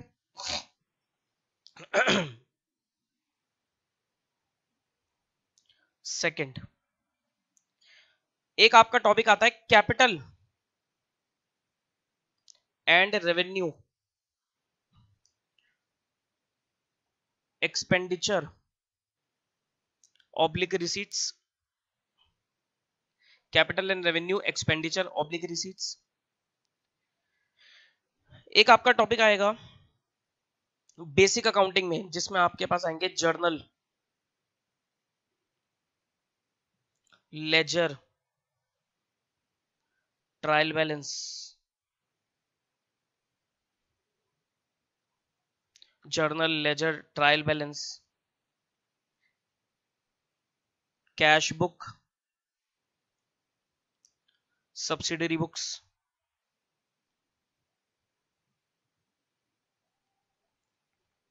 Rectification of errors,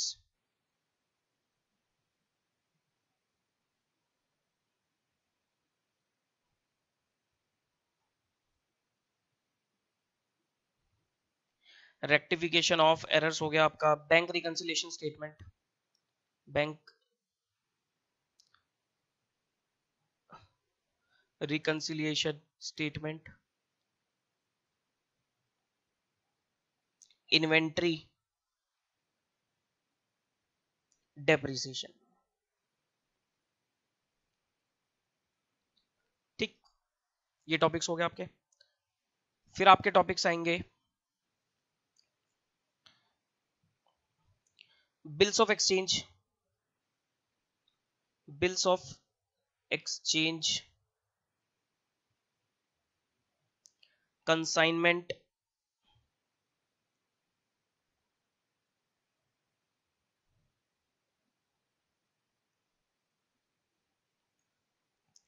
cell of goods on approval basis, average due date,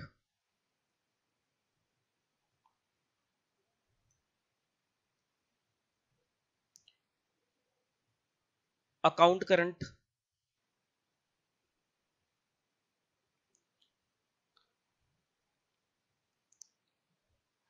final accounts of sole proprietor,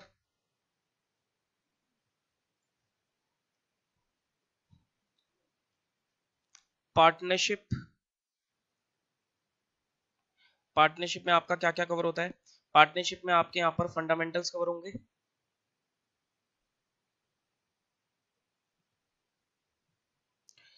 admission, retirement, death, including JLP, JLP include करके ये सब चीज आपके पार्टनरशिप में कवर होगी। देखो इस बार के जो 12th के बच्चे थे उन्होंने कैपिटल एडजस्टमेंट नहीं पढ़ी थी, क्योंकि सीबीएसई ने वो डिलीट कर दिया था 2020 वाले कोर्स में से, लेकिन यहां पर आपको पढ़नी पड़ेगी, यहां पर आपकी वो अप्लाई होगी कैपिटल एडजस्टमेंट। बाकी वो होता कुछ नहीं है, बहुत सिंपल सी चीज है। 16th एनपीओ का टॉपिक है,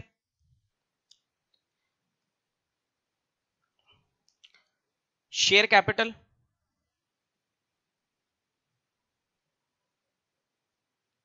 इसमें आपका इशू ऑफ शेयर्स, इशू हो गया, फोरफीचर हो गया, री इशू हो गया, ये आएगा टॉपिक। और एक टॉपिक आएगा issue of debentures, issue of debentures. ठीक, रिडेम्पशन नहीं है, सिर्फ इशू ऑफ डिबेंचर्स तक है। रिडेम्पशन उन्होंने सीबीएसई ने 12th क्लास में भी डिलीट कर दिया था, यहां पर तो है ही नहीं शुरू से, वो आप पढ़ोगे इंटर लेवल पे जाकर। तो ये आपका फाउंडेशन का कोर्स है 100 नंबर के लिए। देखो आपको देखने से ही लग रहा होगा कि भारी भरकम कोर्स है, लेकिन छोटा छोटा सा ही है बहुत आसान। है बहुत इंटरेस्टिंग। इसमें बहुत सारी चीजें आपकी 11th की है, बहुत सारी 12th की है और कुछ नए टॉपिक्स भी हैं। तो अब एक बार देखते हैं कि क्या क्या चीजें हमारी 11th क्लास की है, क्या नई है और क्या 12th की है। अगर मैं देखो ये थियोरिटिकल फ्रेमवर्क की बात करूं, ये थियोरिटिकल फ्रेमवर्क की बात करूं, ये चैप्टर नंबर 1 और पूरा चैप्टर नंबर 2 ये आपका 11th क्लास का है, 11th क्लास का। साथ साथ मैं वेटेज भी लिख देता हूं कि इंस्टीट्यूट कितनी कितनी वेटेज के टॉपिक्स पूछता है। ये जो आपका है ये 6 से 12 नंबर तक की वेटेज रखता है। ये जो थ्योरेटिकल फ्रेमवर्क है इंक्लूडिंग कैपिटल रेवेन्यू, ये आपकी 11th क्लास का टॉपिक है और आपका 6 से 12 नंबर तक का टॉपिक है। उसके बाद ये आपका हो गया journal, ledger, trial balance, cash book, subsidy books, rectification, BRS. ये जो टॉपिक्स हैं आपके, ये वाले बीआरएस तक, ये 11th क्लास के हैं। इन्वेंट्री का टॉपिक, इन्वेंट्री का टॉपिक आप लोगों के लिए न्यू है, दिस इज न्यू टॉपिक, ये आप लोगों ने अभी तक नहीं पढ़ा, ये न्यू है आपके लिए। डेप्रिसिएशन अगेन आपका 11th क्लास का टॉपिक है। और अगर इसमें वेटेज की बात करी जाए, अगर वेटेज की बात करी जाए तो चैप्टर नंबर 3 से लेकर चैप्टर नंबर 8 तक, 3 से लेकर 8 तक के जो आपके चैप्टर हैं ये आपके 30 टू 35 मार्क्स की वेटेज रखते हैं। आईसीआई का भी ये मार्क्स भी बता रहा हूं मैं साथ साथ कि जर्नल से लेकर ये आपका डेप्रिसिएशन तक, ये जर्नल से लेकर डेप्रिसिएशन तक ये आपके 30 से 35 नंबर तक की वेटेज रखते हैं। ठीक, उसके बाद बिल्स ऑफ एक्सचेंज, ये आपने 11th क्लास में पढ़ा। This is consignment, new topic. Sale of goods and approval, new topic. Average due date, new topic. Account current, new topic. ये सारे नए टॉपिक हैं। और ये जो भी जितने भी नए टॉपिक हैं, ये जितने भी नए टॉपिक हैं, बट इसमें सिर्फ बिल्स ऑफ एक्सचेंज को छोड़कर, देखो बिल्स ऑफ एक्सचेंज भी आपने 11th क्लास में बहुत ज्यादा डिटेल में नहीं पढ़ा क्योंकि इसमें बहुत सारी चीजें कटवा दी गई थी, रिटायरमेंट कटवा दिया गया था और अपना रिन्यूअल ऑफ बिल कटवा दिया गया था, एकोमोडेशन बिल का टॉपिक था ही नहीं। लेकिन यहाँ पर पूरा है, सब कुछ है यहाँ पर। तो ये सारे बिल्स ऑफ एक्सचेंज से लेकर आपके अकाउंट करंट तक जो नए टॉपिक है, इनकी जो वेटेज है ये लगभग 18 से 24 नंबर तक की वेटेज रखता है। और छोटे छोटे से चैप्टर है, सिर्फ एक कंसाइनमेंट थोड़ा बड़ा है, बाकी सब छोटे छोटे चिल्लर चैप्टर है। 18 से 24 नंबर तक की वेटेज रखते हैं। अब आते हैं ये बड़े टॉपिक्स। बड़े टॉपिक्स में आपका जो फाइनल अकाउंट्स आपने पढ़ा, ये जो 11th क्लास में पढ़ा वही है। इसमें बस एक नई चीज आपका मैन्युफैक्चरिंग अकाउंट इंक्लूड करा इन्होंने। मैन्युफैक्चरिंग अकाउंट आपका 11th क्लास में नहीं था, लेकिन यहां पर है आपका, और जो इंपॉर्टेंट भी होता है यहां पर। पार्टनरशिप, पार्टनरशिप पूरी आपने 12th क्लास में पढ़ी।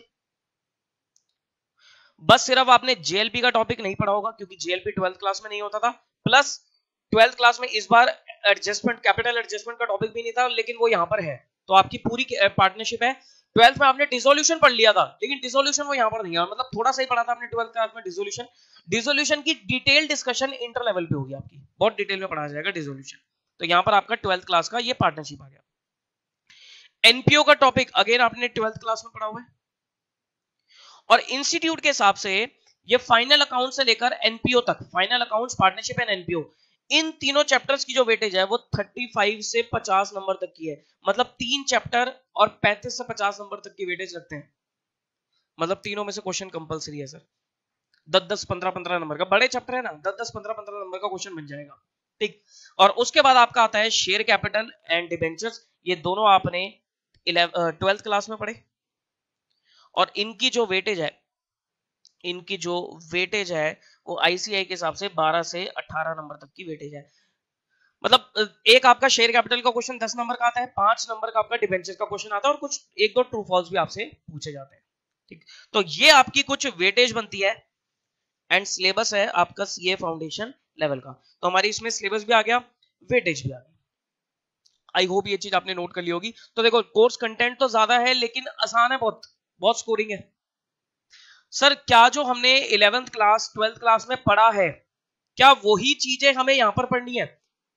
मतलब जो टॉपिक्स हमारे 11th 12th वाले हैं, क्या हम उसी तरीके से यहां पर भी पढ़ेंगे? देखो अगर तो आपने 11th 12th क्लास में कंसेप्चुअल पढ़ाई करी है, जिसके चांसेस बहुत कम है, सही बता रहा हूं मैं, जिसके चांसेस बहुत कम है, क्योंकि 11th 12th में कॉन्सेप्ट पे इतना ध्यान दिया ही नहीं जाता। देखो वहां पर सर मजबूरी अलग ही है। क्यों? क्योंकि सर 12th क्लास में भी अकाउंट का कोर्स काफी अच्छा खासा होता है, तो वहां पर टीचर्स क्या करते हैं कि कॉन्सेप्ट पे ज्यादा ध्यान ना देके आपको ना क्वेश्चंस की प्रैक्टिस कराते हैं, और एग्जाम तक आते आते आप इतने क्वेश्चंस कर लेते हो कि आपकी क्वेश्चन ही याद हो जाते हैं आपको। फिर आप सोचते हो कंसेप्ट तो गया बाहर में, मेरे को कॉन्सेप्ट पता होना, मेरे को अपना क्वेश्चन करना आना चाहिए, मैं कर दूंगा, और आपके 99 तक नंबर चले आते हैं, 100 नंबर भी ले आते हो। लेकिन सर यहां पर ऐसा नहीं है, यहां पर आपको हर चीज का कंसेप्ट ध्यान रखना है कि कोई भी चीज की एंट्री डल रही है तो उसके पीछे कारण क्या है। पार्टनरशिप में गुडविल एडजस्टमेंट कर रहे हो तो उसका कारण क्या है। एनपीओ में इनकम एक्सपेंडिचर अकाउंट बना रहे हो, सब्सक्रिप्शन अकाउंट, सब्सक्रिप्शन की एडजस्टमेंट कर रहे हो तो उसका पीछे कारण क्या है, कॉन्सेप्ट क्या है, एक्चुअल कॉन्सेप्ट, वो आपको यहां पर ध्यान देना है, वो आपको यहां पर ध्यान देना है। बाकी टॉपिक्स तो सारे सेम है, लेकिन एक पढ़ने का तरीका अलग है। वहां पर आपका क्वेश्चन स्पेसिफिक हो जाता था, यहां पर आपका कॉन्सेप्ट स्पेसिफिक होंगी चीजें।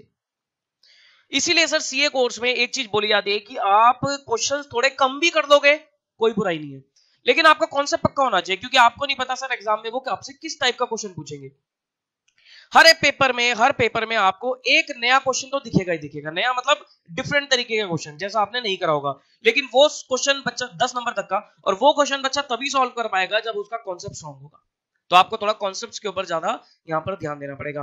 बाकी क्वेश्चंस के लेवल भी थोड़े ऑब्वियसली 11 12 के कंपैरिजन में थोड़े एडवांस लेवल के क्वेश्चन होंगे, लेकिन अगेन मैं यही चीज बोल रहा हूँ कि डिफिकल्ट नहीं है, सिर्फ कॉन्सेप्ट्स आपको ध्यान अच्छे से रखने हैं। ठीक, तो ये वेटेज भी हमारी कवर होगी। अब हम आते हैं सर अपना पेपर पैटर्न देखते हैं कि पेपर पैटर्न क्या है।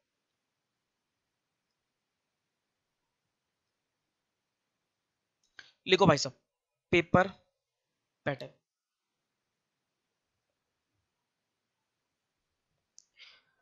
पेपर पैटर्न की अगर बात करी जाए तो आपके क्वेश्चन नंबर 1 2 3 4 5 6 6 क्वेश्चन पूछे जाते हैं एग्जाम में। आपके पास 6 क्वेश्चन आता है, 20 मार्क्स ईच।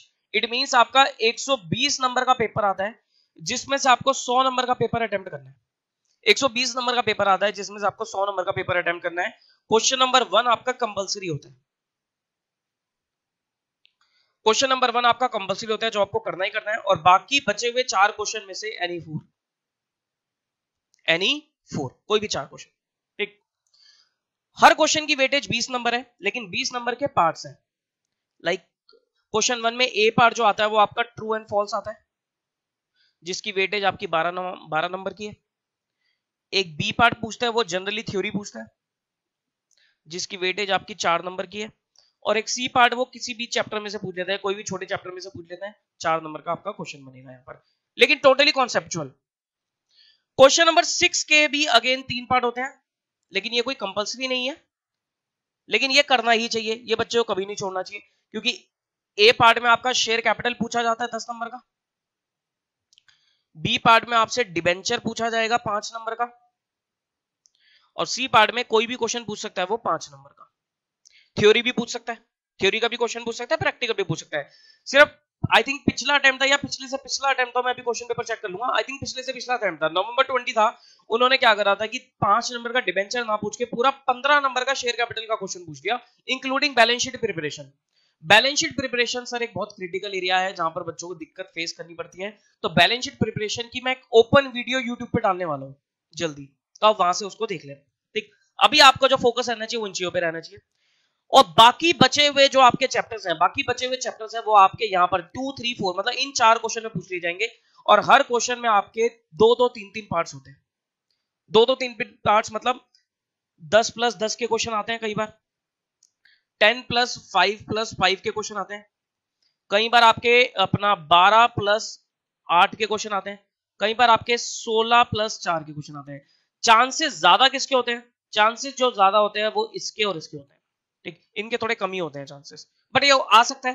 बाकी 10 प्लस 10 और 10 प्लस 5 प्लस 5 ये पैटर्न इंस्टीट्यूट को ज्यादा पसंद है। और देखो अगर मैं यहाँ पर बात करूंगा इसी तरीके से बात करूं, मान लो वो 2 या 3 क्वेश्चन भी पूछता है, तो आपके कितने क्वेश्चन बन जाएंगे, 2 2 4 5 6 7 8 8 और एक एक और बढ़ा लो 9 10, मतलब 10 से 12 क्वेश्चन, 10 से 12 क्वेश्चन वो इनमें से पूछ लेगा। इन 4 क्वेश्चन में वो 10 12 क्वेश्चन पूछ सकता है सब पार्ट्स के फॉर्म में।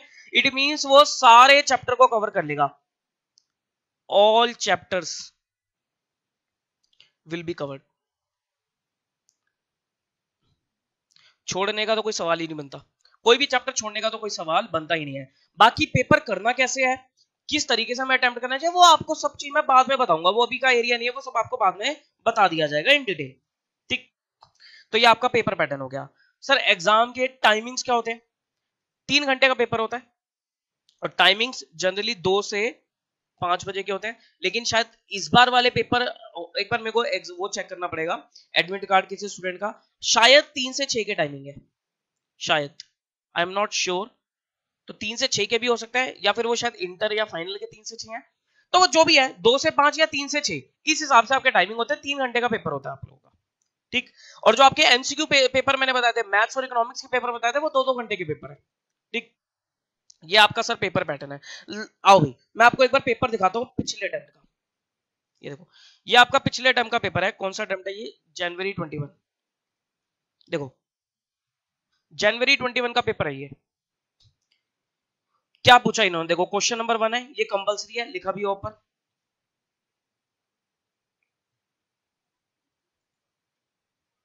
लिखा हुआ है देखो, question number 1 is compulsory and you are required to answer any 4 questions from the remaining 5 questions. ठीक, देखो ट्रू फॉल्स पूछ लिए इन्होंने, 6 क्वेश्चन पूछे हैं ऑफ 2 मार्क्स ईच, 12 नंबर के ट्रू फॉल्स। मतलब 6 ट्रू फॉल्स आएंगे, 2-2 नंबर का एक ट्रू फॉल्स आएगा, 12 नंबर के ट्रू फॉल्स। साफ साफ लिखा हुआ है इन्होंने क्या? With reasons. खाली ट्रू फॉल्स लिखोगे तो कोई फायदा नहीं है, रीजंस के साथ आंसर देना पड़ेगा। सर अगर मान लो खाली ट्रू फॉल्स लिखे तो इंस्टीट्यूट 1 नंबर देगा या काट देगा? सर वो इंस्टीट्यूट की मर्जी है। कई बार देखा है मैंने, इंस्टीट्यूट ने 1-1 नंबर दे भी दिया, मतलब आपने ट्रू फॉल्स तो ठीक कर दिया लेकिन रीजन नहीं लिखा। और कई बार इंस्टीट्यूट पूरा भी काट सकता है, क्योंकि उसने साफ बोल दिया कि भैया रीजन होना चाहिए, आप रीजन नहीं दे रहे तो मार्क्स कटेगा। तो ये आपका क्वेश्चन नंबर 1 ए हो गया। 1 का बी पार्ट देखो इन्होंने क्या करा, देखो डेफिनेशंस पूछ ली, कैपिटल कमिटमेंट क्या होता है, एक्सपायर्ड कॉस्ट क्या होती है, फ्लोटिंग चार्ज क्या होता है, ऑब्सोल्यूशंस क्या होता है। ठीक, एक एक नंबर में आपसे डेफिनेशन पूछ ली। एक इन्होंने देखो 4 नंबर का बीआरएस पूछ लिया, ये कहीं से भी आ सकता है, इसमें जनरली कभी डेप्रिसिएशन भी पूछ लेता है, वो रेक्टिफिकेशन ऑफ एरर भी पूछ लेता है, जर्नल का क्वेश्चन पूछ लेता है, कैश बुक पूछ लेता है, सब्सिडी बुक पूछ लेता है, बेसिक चीजों से पूछा जाएगा बस ये। ठीक, अब देखो ये आपका आ गया 2A, ये आपका रेक्टिफिकेशन ऑफ एरर का क्वेश्चन है, रेक्टिफिकेशन ऑफ एरर का क्वेश्चन है 10 नंबर का। ये आपका 10 नंबर का आपका डेप्रिसिएशन का क्वेश्चन है। ठीक, 3A, ये आपका हो गया, आपका ये कौन सा क्वेश्चन हो गया? कंसाइनमेंट का क्वेश्चन है, 10 नंबर का कंसाइनमेंट का क्वेश्चन आ गया। इसने आपसे पूछा अकाउंट करंट का क्वेश्चन पूछा 5 नंबर का, और साथ में इसने यहां पर क्या पूछा आपसे? सेल ऑन रिटर्न बेसिस का, और साथ में इसने चॉइस में दे दिया आपको एवरेज ड्यू डेट का क्वेश्चन दे दिया 5 नंबर का। ठीक, तो इंटरनल चॉइस भी दे दी इन्होंने। ये इन्होंने यहां पर पार्टनरशिप का क्वेश्चन पूछा 10 नंबर का,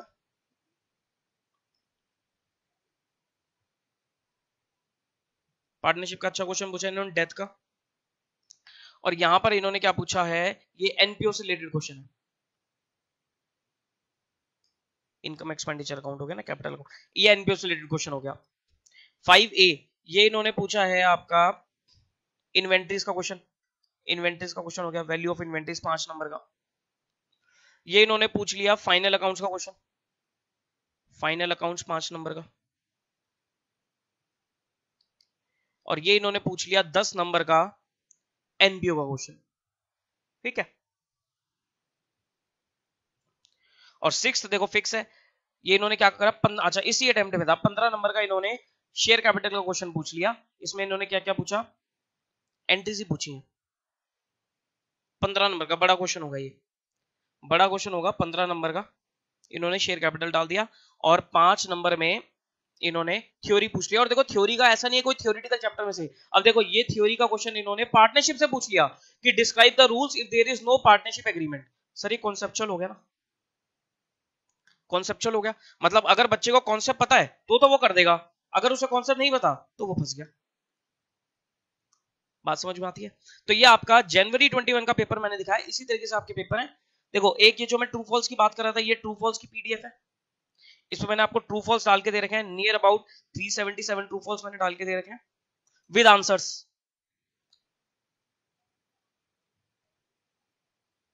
ये देखो 377 ट्रू फॉल्स आपके मिलेंगे, और यहां से आपके आंसर्स हो रहे हैं शुरू विद रीजंस, के साथ आपके आंसर है। ठीक, ये आपको प्रोवाइड करी जाएगी। और ये हमारी बुक है जो हम बुक देते हैं।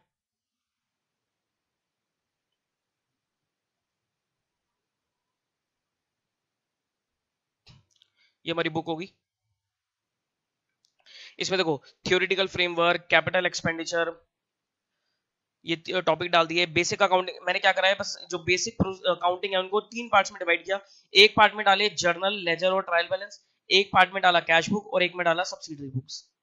फिर आपके टॉपिक्स आ गए लाइक रेक्टिफिकेशन ऑफ एरर्स हो गया, बीआरएस हो गया, इन्वेंट्री हो गया, डेप्रिसिएशन हो गया, सेल ऑन अप्रूवल बेसिस हो गया, कंसाइनमेंट हो गया, एवरेज ड्यू डेट हो गया, अकाउंट करंट हो गया, बिल्स ऑफ एक्सचेंज हो गया, फाइनल अकाउंट्स हो गया, एनपीओ हो गया, इंट्रोडक्शन टू कंपनी अकाउंट्स हो गया, share capital, debentures and partnership. तो हमने ये सारे सिलेबस को लगभग 20 चैप्टर्स में डिवाइड किया हुआ है। ठीक, इस तरीके से आपको करना है। और क्या करें हमने, क्वेश्चन ही क्वेश्चन डाल रखे हैं यहाँ पर, क्वेश्चन ही क्वेश्चन डाल रखे हैं अलॉन्ग विद आंसर्स। मतलब डिटेल सॉल्यूशन नहीं है, लेकिन आपको आंसर्स मिल जाएंगे, आपको आंसर्स मिल जाएंगे। जैसे कोई भी चैप्टर में आपको दिखा देता हूं, जैसे देखो इन्वेंटरीज है, तो हमने क्या करा, क्वेश्चंस के साथ यहां पर आंसर डाल दिए। दिख रहा है आपको आंसर्स, ये देखो ये आंसर्स डाल दिए हमने। ठीक, इसके सॉल्यूशंस कहां मिलेंगे सर? सॉल्यूशंस मैं आपको क्लास में प्रोवाइड करता हूं। अब देखो सॉल्यूशंस की बात करते हैं। सॉल्यूशंस आपको हम क्लास में प्रोवाइड करेंगे, जो मैं क्लास दूंगा आपको, वीडियो दूंगा, उसमें आपको मैक्सिमम क्वेश्चन तो मैं आप लोगों को क्लास में प्रोवाइड करूंगा। कुछ क्वेश्चंस मैं होमवर्क में देता हूं, ध्यान से सुनना, ये बहुत इंपॉर्टेंट एरिया बता रहा हूं। कुछ क्वेश्चंस मैं होमवर्क में देता हूं, लेकिन अभी तक क्या हो रहा था, अभी तक का जो कॉन्सेप्ट था उसमें ये था कि मैं जो होमवर्क के क्वेश्चंस देता था उनके सॉल्यूशंस बच्चा अगर मुझसे मांगता था तो वो मैं प्रोवाइड करता था, अदरवाइज बच्चे का सॉल्व हो गया और आंसर मैच कर गया तो कोई दिक्कत नहीं थी। लेकिन इस बार से मैं हर चैप्टर के साथ एक एडिशनल वीडियो डालने वाला हूं। इस बार से हर चैप्टर के साथ मैं एक एडिशनल वीडियो डालने वाला हूं, जिसमें जो होमवर्क के क्वेश्चंस है, जो मैंने आपको होमवर्क में क्वेश्चंस दे रखे हैं, उनका सॉल्यूशंस भी प्रोवाइड करूंगा in the video form, in the video form. तो पूरी कोशिश है कि मैं इस बार से आपकी एडिशनल होमवर्क के क्वेश्चंस की वीडियो आप लोगों को प्रोवाइड करूंगा, सो दैट बच्चे का अगर कोई क्वेश्चन सॉल्व नहीं हो पा रहा तो उसको ज्यादा परेशान ना होना पड़े, वो जस्ट वीडियो से देखे और अपनी गलतियों को क्या करेगा, मैच करता चला जाएगा। ये इस बार से करने वाला हूं। हो सकता है सर इस बार से मैं एक एडिशनल क्वेश्चन बैंक भी आप लोगों के लिए तैयार करूं। आई एम नॉट श्योर कि वो इस अटेम्प्ट के लिए आएगा या नहीं आएगा, उसमें मैं डाल रहा हूं और क्वेश्चंस भी। ठीक, बाकी हो सकता है कि सर इस बार से वो आप लोगों को प्रोवाइड कर दिया जाए, लेकिन नहीं हो पाया तो कोई बात नहीं सर, वो अगले अटेम्प्ट के लिए देखेंगे। लेकिन अभी तक के लिए इतना आपके लिए बहुत है, इतना भी कर लोगे तब भी आपके लिए बहुत है। एक सर आईसीएआई का स्टडी मटेरियल आपको जरूर रेफर करना है, इंस्टीट्यूट का स्टडी मटेरियल आपको जरूर रेफर करना है, उनमें भी क्वेश्चंस अच्छे होते हैं। सर क्या आईसीआई के क्वेश्चंस आपने अपनी बुक में कवर कर रखे हैं? मोस्टली क्वेश्चंस बुक में कवर्ड है, मोस्टली क्वेश्चन बुक में कवर्ड है। हो सकता है एक दो क्वेश्चन बुक में कवर्ड ना हो, इसलिए मैंने बोला कि आपको आईसीआई का स्टडी मटेरियल साथ में देख के चलना चाहिए, लेकिन 90% questions are covered in my book. Even ICAI के स्टडी मटेरियल तो क्या, RTP, mock test, past exam, सारे क्वेश्चंस कवर रखे हैं सारी क्वेश्चन कवर कर गए। लेकिन फिर भी अगर हो सकता है बाय चांस नहीं मिल पाया तो आपको आईसीआई का मटेरियल भी साथ में देखना चाहिए। ठीक, तो ये हो गया हमारा पास्ट एग्जाम पेपर भी मैंने आपको दिखा दिया। अच्छा एक और चीज, जो आपको पेपर करना होता है वो ब्लैक पेन से करना होता है, ब्लैक बॉल पेन से, ब्लैक बॉल पेन से आप लोगों को अपना पेपर सॉल्व करना होता है। तो अभी से ही आदत डाल लेना ब्लैक बॉल पेन की, ब्लू पेन, जेल पेन ये अवॉइड कर दो, ब्लैक बॉल पेन ही आप यूज करना शुरू करो, क्योंकि अभी से आदत डालोगे तो आप एग्जाम तक वो फ्लो बना पाओगे इस चीज से। पेंसिल स्केल को अवॉइड करना सीखो। सर पेंसिल स्केल तो हम फॉर्मेट बनाने के लिए काम करेंगे ना, नहीं, बिल्कुल भी नहीं, पेंसिल स्केल का यूज मत करना। आपको फॉर्मेट जो बनाना है वो भी आप पेन से बनाने की आदत डालो, सीधी लाइन को पेन से ही डालने की कोशिश करो। अभी नहीं डलेगी, लेकिन धीरे धीरे करते करते आपको इस चीज की हैबिट पड़ जानी है। ठीक, वर्किंग नोट्स और एजम्पशंस बहुत इंपॉर्टेंट होती है, वर्किंग नोट्स पे अच्छे से ध्यान दो, वर्किंग नोट्स बनाना हर चीज के अच्छे से। एजम्पशंस, कहीं भी चीज को कुछ एज्यूम करे तो एजम्पशन लिखनी पड़ेगी। तो ये सब कुछ बेसिक चीजें हैं जो आपको ध्यान रखनी पड़ेगी। बाकी नीट एंड क्लीन पेपर आप लोगों को होना चाहिए, हैंड राइटिंग वगैरह थोड़ा आप लोगों को साफ रखनी है, ये सब चीजें आप लोगों को, सब चीजों का ध्यान रखना है। अगेन टारगेट कितना रखोगे, क्लास शुरू करने से पहले सर टारगेट मैं आपको बता देता हूं। मेरे से पढ़ रहे हो तो सर मुझे चाहिए टारगेट वो वाला बच्चा जो अकाउंट्स में बोले कि sir my target is 90+, my target is 90+, मैं 90+ नंबर लेके आऊंगा अकाउंट्स में। और फाउंडेशन एक ही बारी में अच्छे नंबर से क्लियर करके जाऊंगा। ये आपका टारगेट होना चाहिए, this must be your target. ठीक है जी, क्लियर है? बताइए जी। चलो अब हम अपना टॉपिक स्टार्ट करते हैं। अच्छा, आज मैं आपको कोई टॉपिक एज सच कुछ स्टार्ट नहीं करवाने जा रहा। टॉपिक हम स्टार्ट करेंगे नेक्स्ट क्लास से। नेक्स्ट क्लास में, नेक्स्ट लेक्चर में आपको जो हम टॉपिक स्टार्ट करेंगे that is your share capital. Share capital को टॉपिक स्टार्ट करेंगे। देखो, अब स्टार्टिंग में मैं आपको ना शेयर कैपिटल और डिबेंचर्स का टॉपिक कराऊंगा। कारण क्या है, शेयर कैपिटल डिबेंचर्स का जो टॉपिक है वो आप लोगों की क्लास 12th में भी काफी इंपॉर्टेंट टॉपिक है। ठीक, अब क्या है सर, सीबीएसई ने अभी अनाउंसमेंट तो निकाली नहीं है एग्जाम होंगे या नहीं होंगे। इन एनी केस अगर आपके एग्जाम होते भी हैं तो उस केस में भी सर आपको मैं ना तो कोई 11th वाला टॉपिक कराना चाहता पहले, और ना ही कोई नया टॉपिक करवाना चाहता। अगर आप अभी 12th वाले टॉपिक कर लोगे, अगर आप अभी 12th वाले टॉपिक कर लोगे तो आपके जो अगर मान लो एग्जाम हुए भी तो वो ये टॉपिक आपके वहां पर यूज भी हो जाएंगे। ठीक, इस वजह से मैंने शेयर कैपिटल डिबेंचर्स चूज करा है। टॉपिक में टाइम लगेगा, लगभग 5-6 लेक्चर्स लग जाएंगे, प्लस आप इसकी प्रैक्टिस भी करोगे। तो शेयर कैपिटल डिबेंचर से स्टार्ट करके चलेंगे। उसके बाद आप कोई भी अपना अगला अलग 12th क्लास का टॉपिक उठा लेना, लाइक एनपीओ वगैरह या पार्टनरशिप वगैरह आप उठा सकते हो। लेकिन स्टार्टिंग हम किससे करेंगे, शेयर कैपिटल और डिबेंचर्स के टॉपिक से रखेंगे। ठीक, शेयर कैपिटल के मैंने कुछ पीडीएफ नोट्स तैयार कर रखे हैं जो कि आपको मेरे टेलीग्राम चैनल पे मिल जाएंगे। तो टेलीग्राम चैनल को आप लोग प्लीज ज्वाइन कर लीजिएगा। सर अभी क्या करने वाले हैं हम, अभी मैं आपको सिर्फ एक बेसिक बातें बताऊंगा कि सर अकाउंटिंग क्या है। बताइए जी, अकाउंटिंग क्या होती है? What is accounting? What is accounting?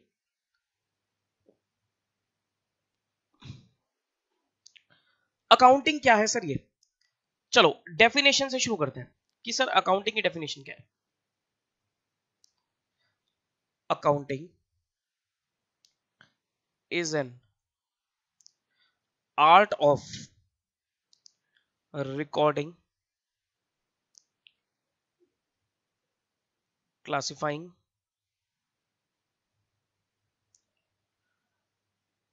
and summarizing in a significant manner and in terms of money, transactions and events which are in part at least of financial character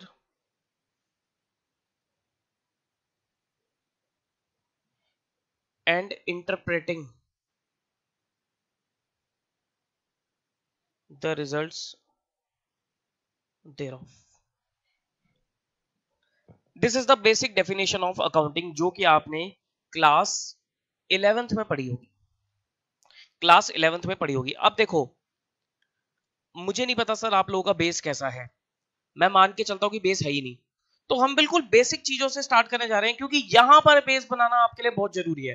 foundation level पे आप लोगों का base बनना बहुत जरूरी है क्योंकि inter और फाइनल में आप लोगों को बेसिक चीजों पे फोकस नहीं दिया जाएगा। वहां पर फिर आपके जो टॉपिक्स हैं वहां पर टॉपिक स्पेसिफिक पढ़ाई होगी। ठीक, यहां पर मैं आप जितना मर्जी बेस क्लियर करना चाहो कर सकते हो। ठीक, आओ जी, तो बेसिक चीज से स्टार्ट करेंगे। सर अकाउंटिंग क्या है? अकाउंटिंग एक आर्ट है। किस चीज की आर्ट है? 3 चीजें कवर होगी sir, art of recording, art of classifying, art of summarising in a significant manner, एक प्रॉपर तरीके से, and in the terms of money, मतलब मॉनेटरी टर्म्स में, मतलब एक प्रॉपर तरीके से और मॉनेटरी टर्म्स में रिकॉर्ड करना, क्लासिफाई करना और समराइज करना। किसको? ये सब चीजें सर किसके लिए?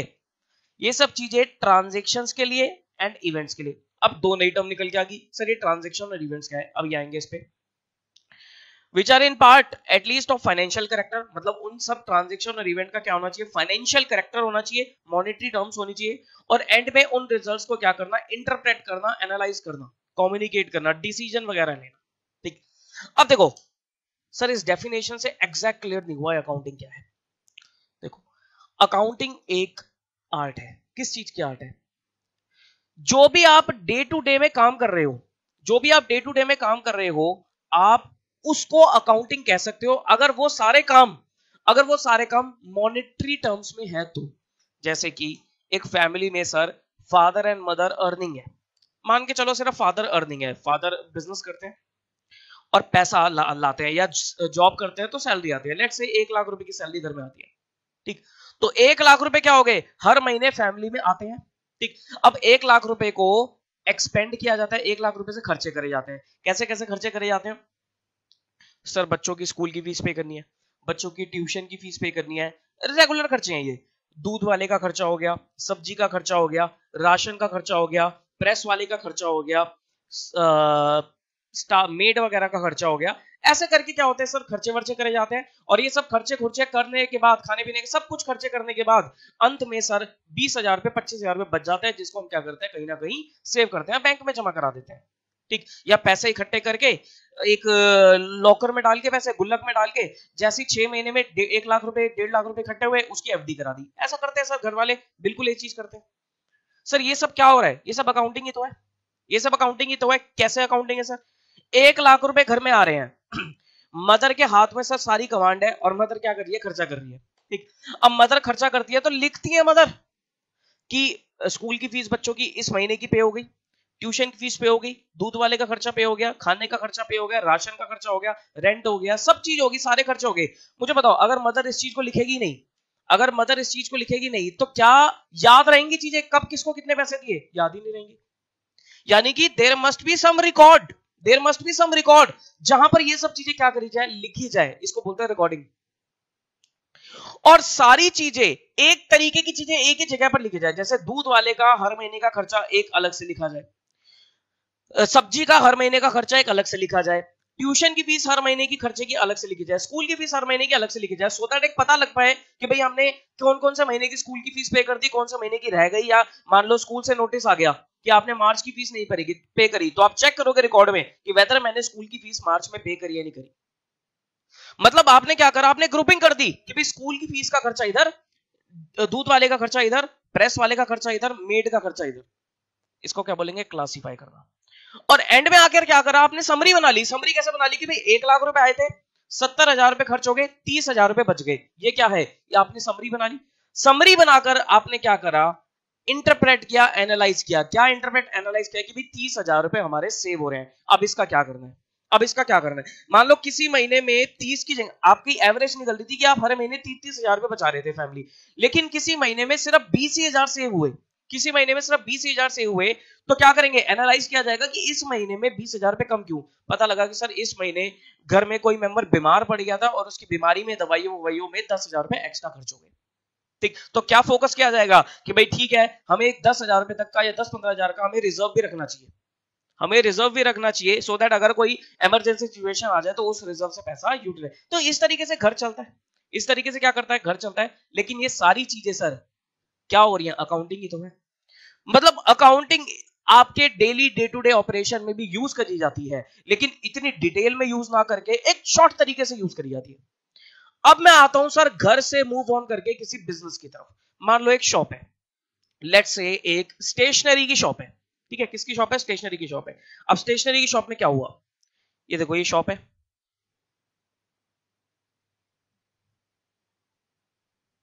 ठीक, ये शॉप है, ये शॉप पे शॉपकीपर बैठा हुआ है और ये इसके पास स्टेशनरी है। ठीक, अब हर महीने अब क्या होता है, इसके पास कस्टमर आते हैं, कस्टमर आते हैं और ये क्या करता है, ये सामान सेल कर देता है। ठीक, इसने यहां पर क्या करा है, इसने यहां पर अलग से एक अकाउंटेंट बिठा रखा है। क्या बिठा रखा है, एक अकाउंटेंट बिठा रखा है। अच्छा, आप लोग अकाउंटेंट नहीं बनने वाले, आप लोग चार्टर्ड अकाउंटेंट बनने वाले हो, ये ध्यान रखना। ये जो है अकाउंटेंट जो काम कर रहा है, ये नहीं करना आपको जिंदगी में, आपको इसके काम को रिव्यू करना है, आपको इसके काम को चेक करना है, आपको इसके काम को ऑडिट करना है, आपको इसे कंसल्टेंसी देनी है, आपको इसके काम को एनालाइज करना है, आपको इस मालिक को सपोर्ट करना है या मालिक बनना है।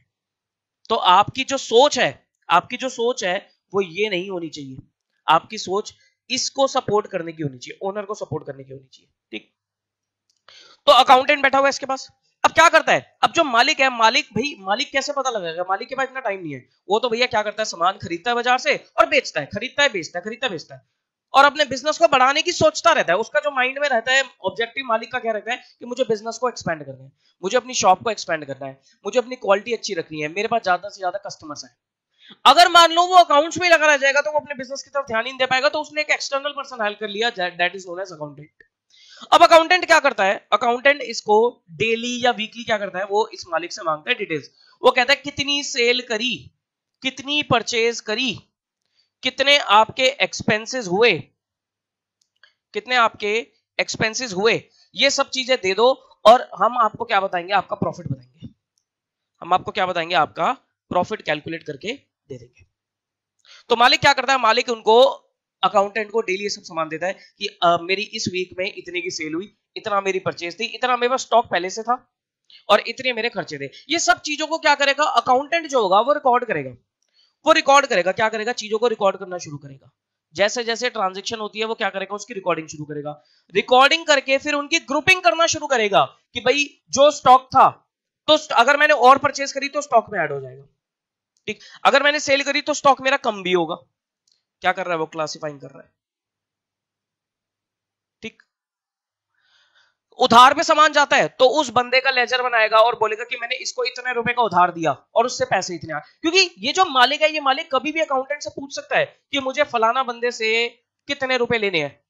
अगर मान लो इसको लिखा ही नहीं जाएगा, रिकॉर्ड ही नहीं बनाया जाएगा, तो हाउ विल यू एसेस, आप पता ही नहीं लगा पाओगे कि मुझे फलाना बंदे से कितने रुपए लेने हैं या फलाना बंदे को कितने रुपए देने हैं। मान लो कल को कोई आपकी शॉप पे आ गया, वो बोलेगा आप उधार पे सामान ले गए थे 1 लाख रुपए दे दो, क्या आप आंख बंद करके दे दोगे? नहीं, ऑब्वियसली आप क्या करोगे, अकाउंट चेक करोगे ना। आप चेक करोगे कि मैंने 1 लाख की परचेज करी भी थी या नहीं करी थी, क्या मैं उसे कोई पहले पैसे दे तो नहीं चुका, क्या मैंने कोई सामान वापसी तो नहीं कर दिया। ये सब चीजें कहां से पता लगेगी, ये सब चीजें आपको जब आप ट्रांजेक्शन को क्लासिफाई करोगे इन लेजर्स, वहां से पता लगेगी। फिर क्या करोगे, समराइजिंग करोगे।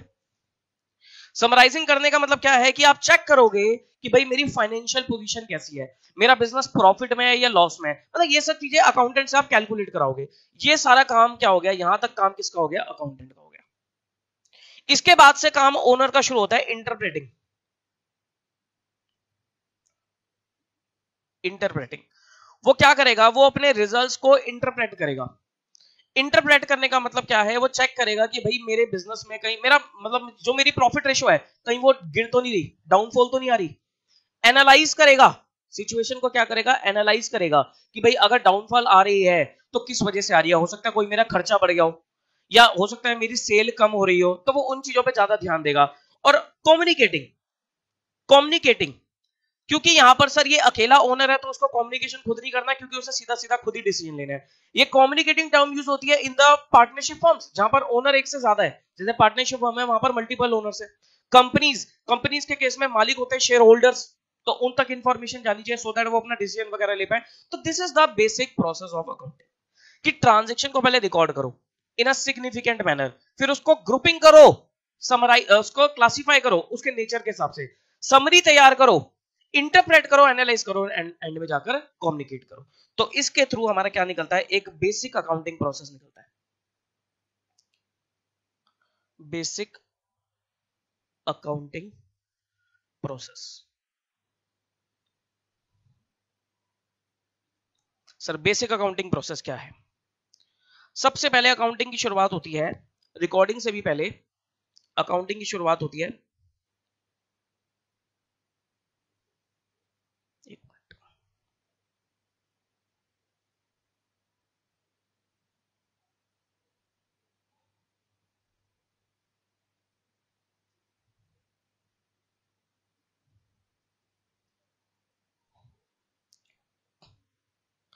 Identification of transaction.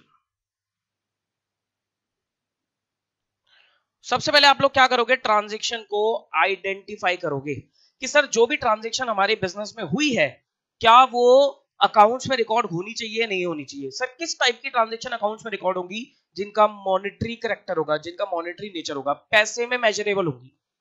जैसे कि आपने गुड्स को परचेज किया, आपने गुड्स को परचेज किया, मतलब यहां पर एक मेन चीज क्या आ गई कि ट्रांजेक्शन वो होनी चाहिए जिनका फाइनेंशियल कैरेक्टर हो, जिनका फाइनेंशियल कैरेक्टर हो। मतलब गुड्स को परचेज किया, कितने रुपए में परचेज किया, कितने रुपए में परचेज किया, अगर रुपए इन्वॉल्व हैं तो वो रिकॉर्ड हो जाएंगी। सर अगर मान लो हमने किसी से गुड्स को एक्सचेंज किया है, अगर मैंने किसी से गुड्स को क्या किया है, एक्सचेंज किया है, मतलब मैंने कोई घर का सामान यूज करके गुड्स को एक्सचेंज किया, क्या वो रिकॉर्ड होगा बिजनेस में? बिल्कुल होगा वो भी, क्योंकि सर वहां पर भी फाइनेंशियल कैरेक्टर तो है, एक्सचेंज हो रही है लेकिन जो चीज जा रही है उसकी भी तो कुछ ना कुछ वैल्यू थी, अनलेस वो गुड्स आपको फ्री में ना मिल गए हो, मतलब उसका फाइनेंशियल कैरेक्टर नहीं है, आपने कहीं से उठा लिए, फ्री में मिल गया आपको, तो वो रिकॉर्ड नहीं होगा, तो वो क्या होगा, रिकॉर्ड नहीं होगा। मतलब ट्रांजैक्शन का क्या होना चाहिए, फाइनेंशियल कैरेक्टर होना मैंडेटरी है।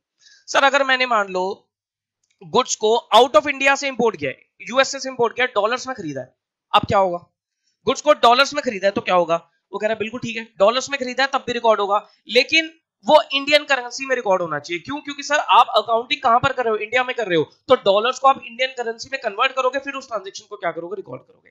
तो सबसे पहले आपको क्या करना पड़ेगा, ट्रांजेक्शन को आइडेंटिफाई करना पड़ेगा कि whether my transaction involves money और नॉट, अगर मनी इन्वॉल्व है तो वो अकाउंट्स में आ जाएगी। उसके बाद क्या करोगे आप,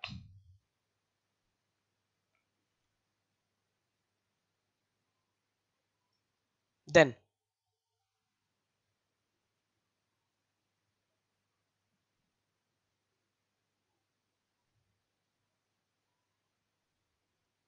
आइडेंटिफिकेशन करने के बाद आप क्या करोगे, रिकॉर्डिंग करोगे, रिकॉर्डिंग।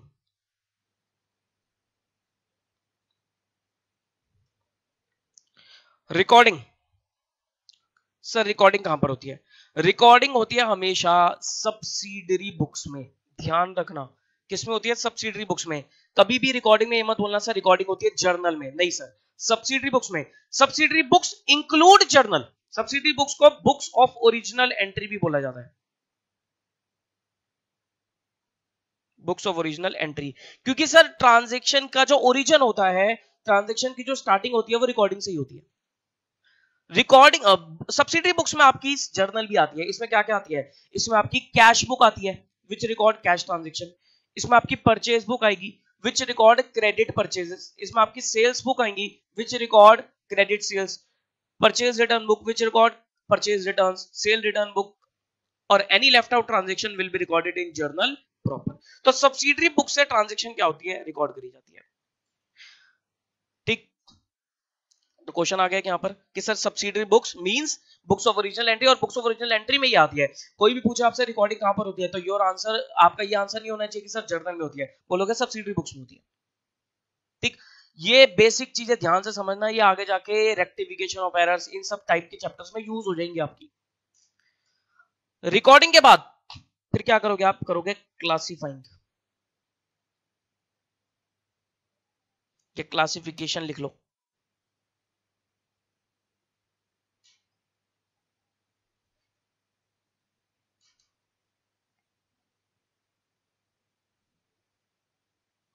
क्लासिफिकेशन,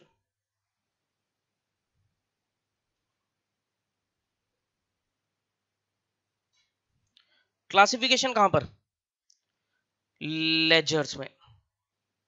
जैसे एक तरीके की ट्रांजैक्शंस को एक ही जगह पर आपने क्या करा, लिख दिया, एक एनालिटिकल ऑर्डर में आपने क्या करा, लिख दिया।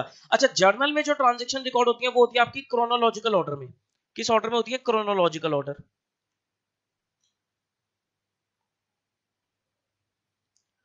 क्रोनोलॉजिकल ऑर्डर, क्रोनोलॉजिकल ऑर्डर मतलब डेट वाइज, ऑब्वियसली जो काम पहले किया उसको पहले रिकॉर्ड करोगे, फिर ऐसे चलती रहेंगी आपकी डेट वाइज।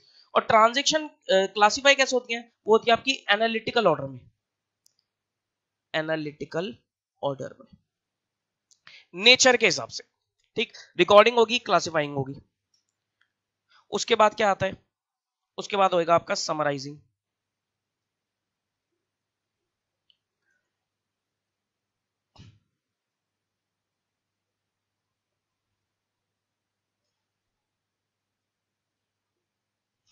समराइजिंग कहां पर, समराइजिंग के लिए आप यूज करोगे trial balance and final accounts.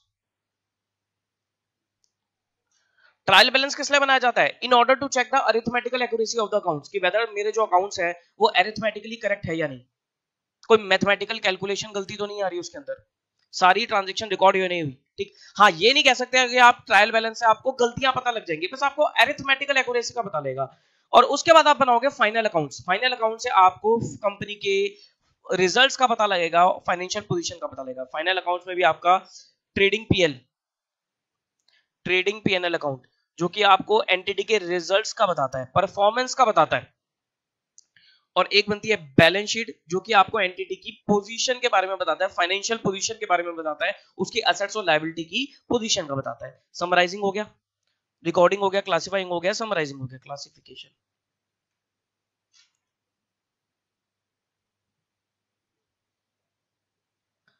उसके बाद आप करोगे interpreting.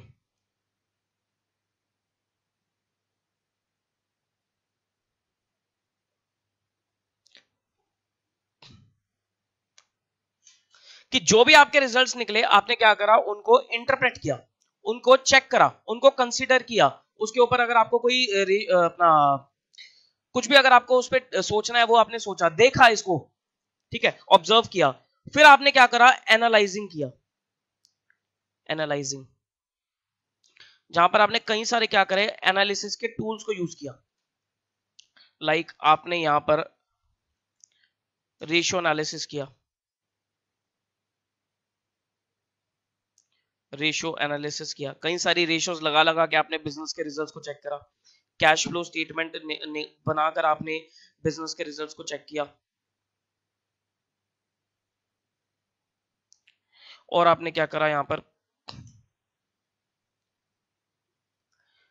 Comparative statements, common size statement सब आपने 12th क्लास में पढ़ी है। जैसे क्या थे आपके analysis tools for analysis, comparative statement बनाई, कॉमन साइज स्टेटमेंट बनाया। क्या करा आपने, रिजल्ट्स को एनालाइज किया और एंड में क्या करा, उसको रिजल्ट्स को कम्युनिकेट कर दिया। कम्युनिकेटिंग,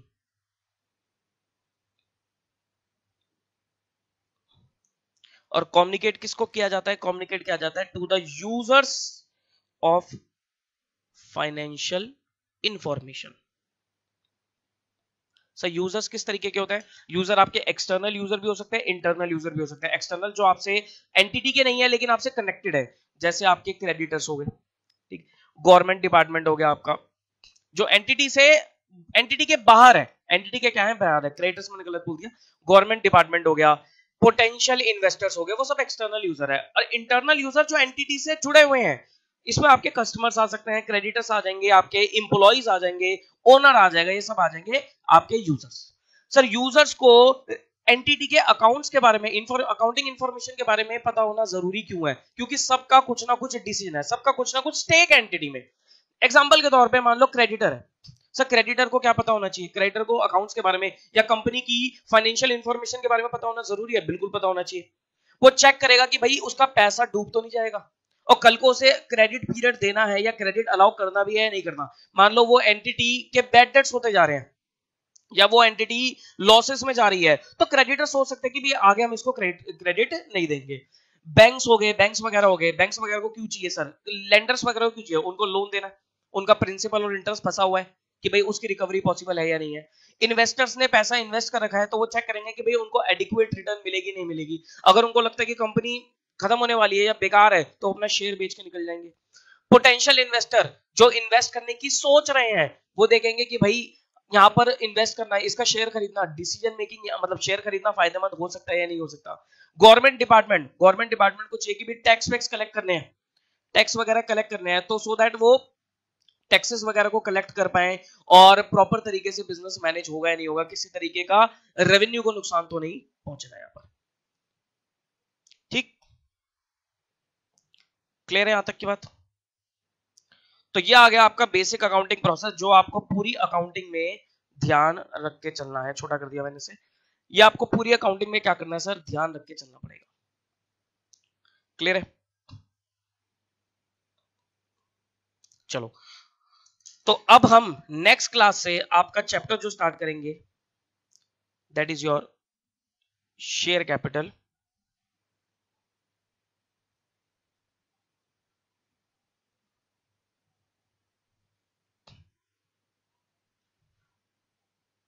शेयर कैपिटल ये स्टार्ट करेंगे, ठीक, ये आपको अच्छे से अब कवर करना है चैप्टर। इसके जो नोट्स हैं टेलीग्राम चैनल में आप लोगों को मिल जाएंगे। तो आज हमारी एक इंट्रोडक्शन क्लास थी जिसमें मैंने आपको आई थिंक सारी चीजें बताई दी हैं, एक बार मैं देख लेता हूं। कोर्स के बारे में बता दिया, उसके बाद आपका अकाउंट्स का सिलेबस, लेक्चर्स वगैरह के बारे में बता दिया, बुक्स के बारे में बता दिया, कोर्स कंटेंट लिख लिया, वेटेज देख लिया हमने, पेपर पैटर्न टेस्ट देख लिया, बस ये सब चीजें मैंने आपको बता दी। एक चीज छोटी सी रहेगी, रजिस्टर्स। सर कितने रजिस्टर्स मेंटेन करने हमें? 2 रजिस्टर मेंटेन कर लेना।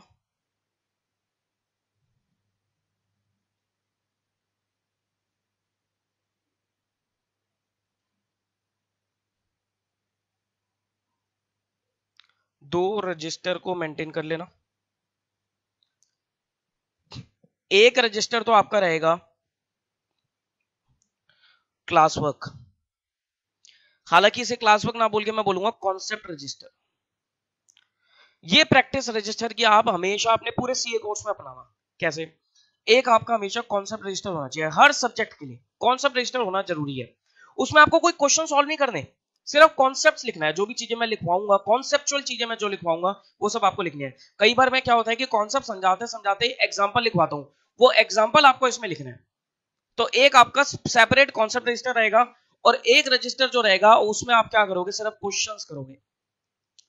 क्वेश्चंस वो वाले भी जो मैं आपको क्लास में कराऊंगा, प्लस वो वाले भी जो आपको होमवर्क में करने हैं। मतलब एक सिर्फ आपका क्वेश्चन स्पेसिफिक रजिस्टर रहेगा और एक आपका कॉन्सेप्ट रजिस्टर रहेगा। क्योंकि एंड में आते आते जब आप एंड में रिवीजन का टाइम आएगा, जब आपके एग्जाम से पहले आपके पास टाइम कम बचा होगा, तब आप पूरा कोर्स, सारा पूरा कोर्स तो देख नहीं सकते, सारे क्वेश्चंस सॉल्व नहीं कर सकते। वहां पर आपको क्या चाहिए, सिर्फ कॉन्सेप्चुअल रजिस्टर चाहिए, सो दैट आप अपने सारे क्या करो, कॉन्सेप्ट को एक बार गो थ्रू कर जाओ। तो concept register is very important. बात समझ में आ रही है? तो कॉन्सेप्ट्स पे ध्यान देना, कॉन्सेप्ट रजिस्टर एक अलग से सेपरेटली बनाना। कॉन्सेप्ट के साथ साथ जो मैं एग्जांपल लिखवाऊंगा वो कॉन्सेप्ट वाले रजिस्टर में होना चाहिए, सो दैट एग्जाम से पहले आपको क्वेश्चंस ना देखने पड़े, सिर्फ कॉन्सेप्ट देखो, एग्जांपल देखो, आपका काम बन जाएगा। ठीक, तो ये प्रैक्टिस आपको रजिस्टर की फॉलो करनी है। तो that's all from my side. ये सब चीजें मुझे आपको इंट्रो लेक्चर में बतानी थी। तो will start with our first topic from the next class, that is your share capital. ठीक, तो आई होप सो आपको चीजें समझ में आई होंगी, क्लियर हुई होंगी, और मैं उम्मीद करता हूं सर आपको लेक्चर्स बहुत अच्छे से समझ में आएंगे and you will definitely learn accounts in a very unique manner, एक वेरी डिफरेंट मैनर। ठीक, मेरी सब पूरी कोशिश रहेगी कि मैं आपको अकाउंट्स में बहुत अच्छे से चीजें समझाऊं, आपका पूरा बेस, पूरा कॉन्सेप्ट आप लोगों का क्या करूं, क्लियर कर दूं। ठीक है जी, चलो, तो इसी उम्मीद के साथ हम मिलेंगे अगली क्लास में। अच्छा, एक चीज और ध्यान रखना कि सीए जो कोर्स है वो आपका अकाउंट्स में आप लोगों को सर महारथी बना देगा। मतलब ये सोच लेना सर, अकाउंट्स आपसे ज्यादा कोई नहीं जानेगा, क्योंकि सीए कोर्स में इतना डिटेल सब कुछ पढ़ा दिया जाता है। अकाउंट्स का कुछ भी नहीं छोड़ा जाएगा आपसे, सब कुछ पढ़ा दिया जाएगा। और आपको बनने के बाद आपको इसी एरिया के आगे पीछे घूमना है। ऑडिट करोगे आप, कंसल्टेंसी दोगे, लेकिन हर चीज में अकाउंट्स इन्वॉल्व होगा भाई साहब। तो आपको इस एरिया में महारत हासिल करनी है।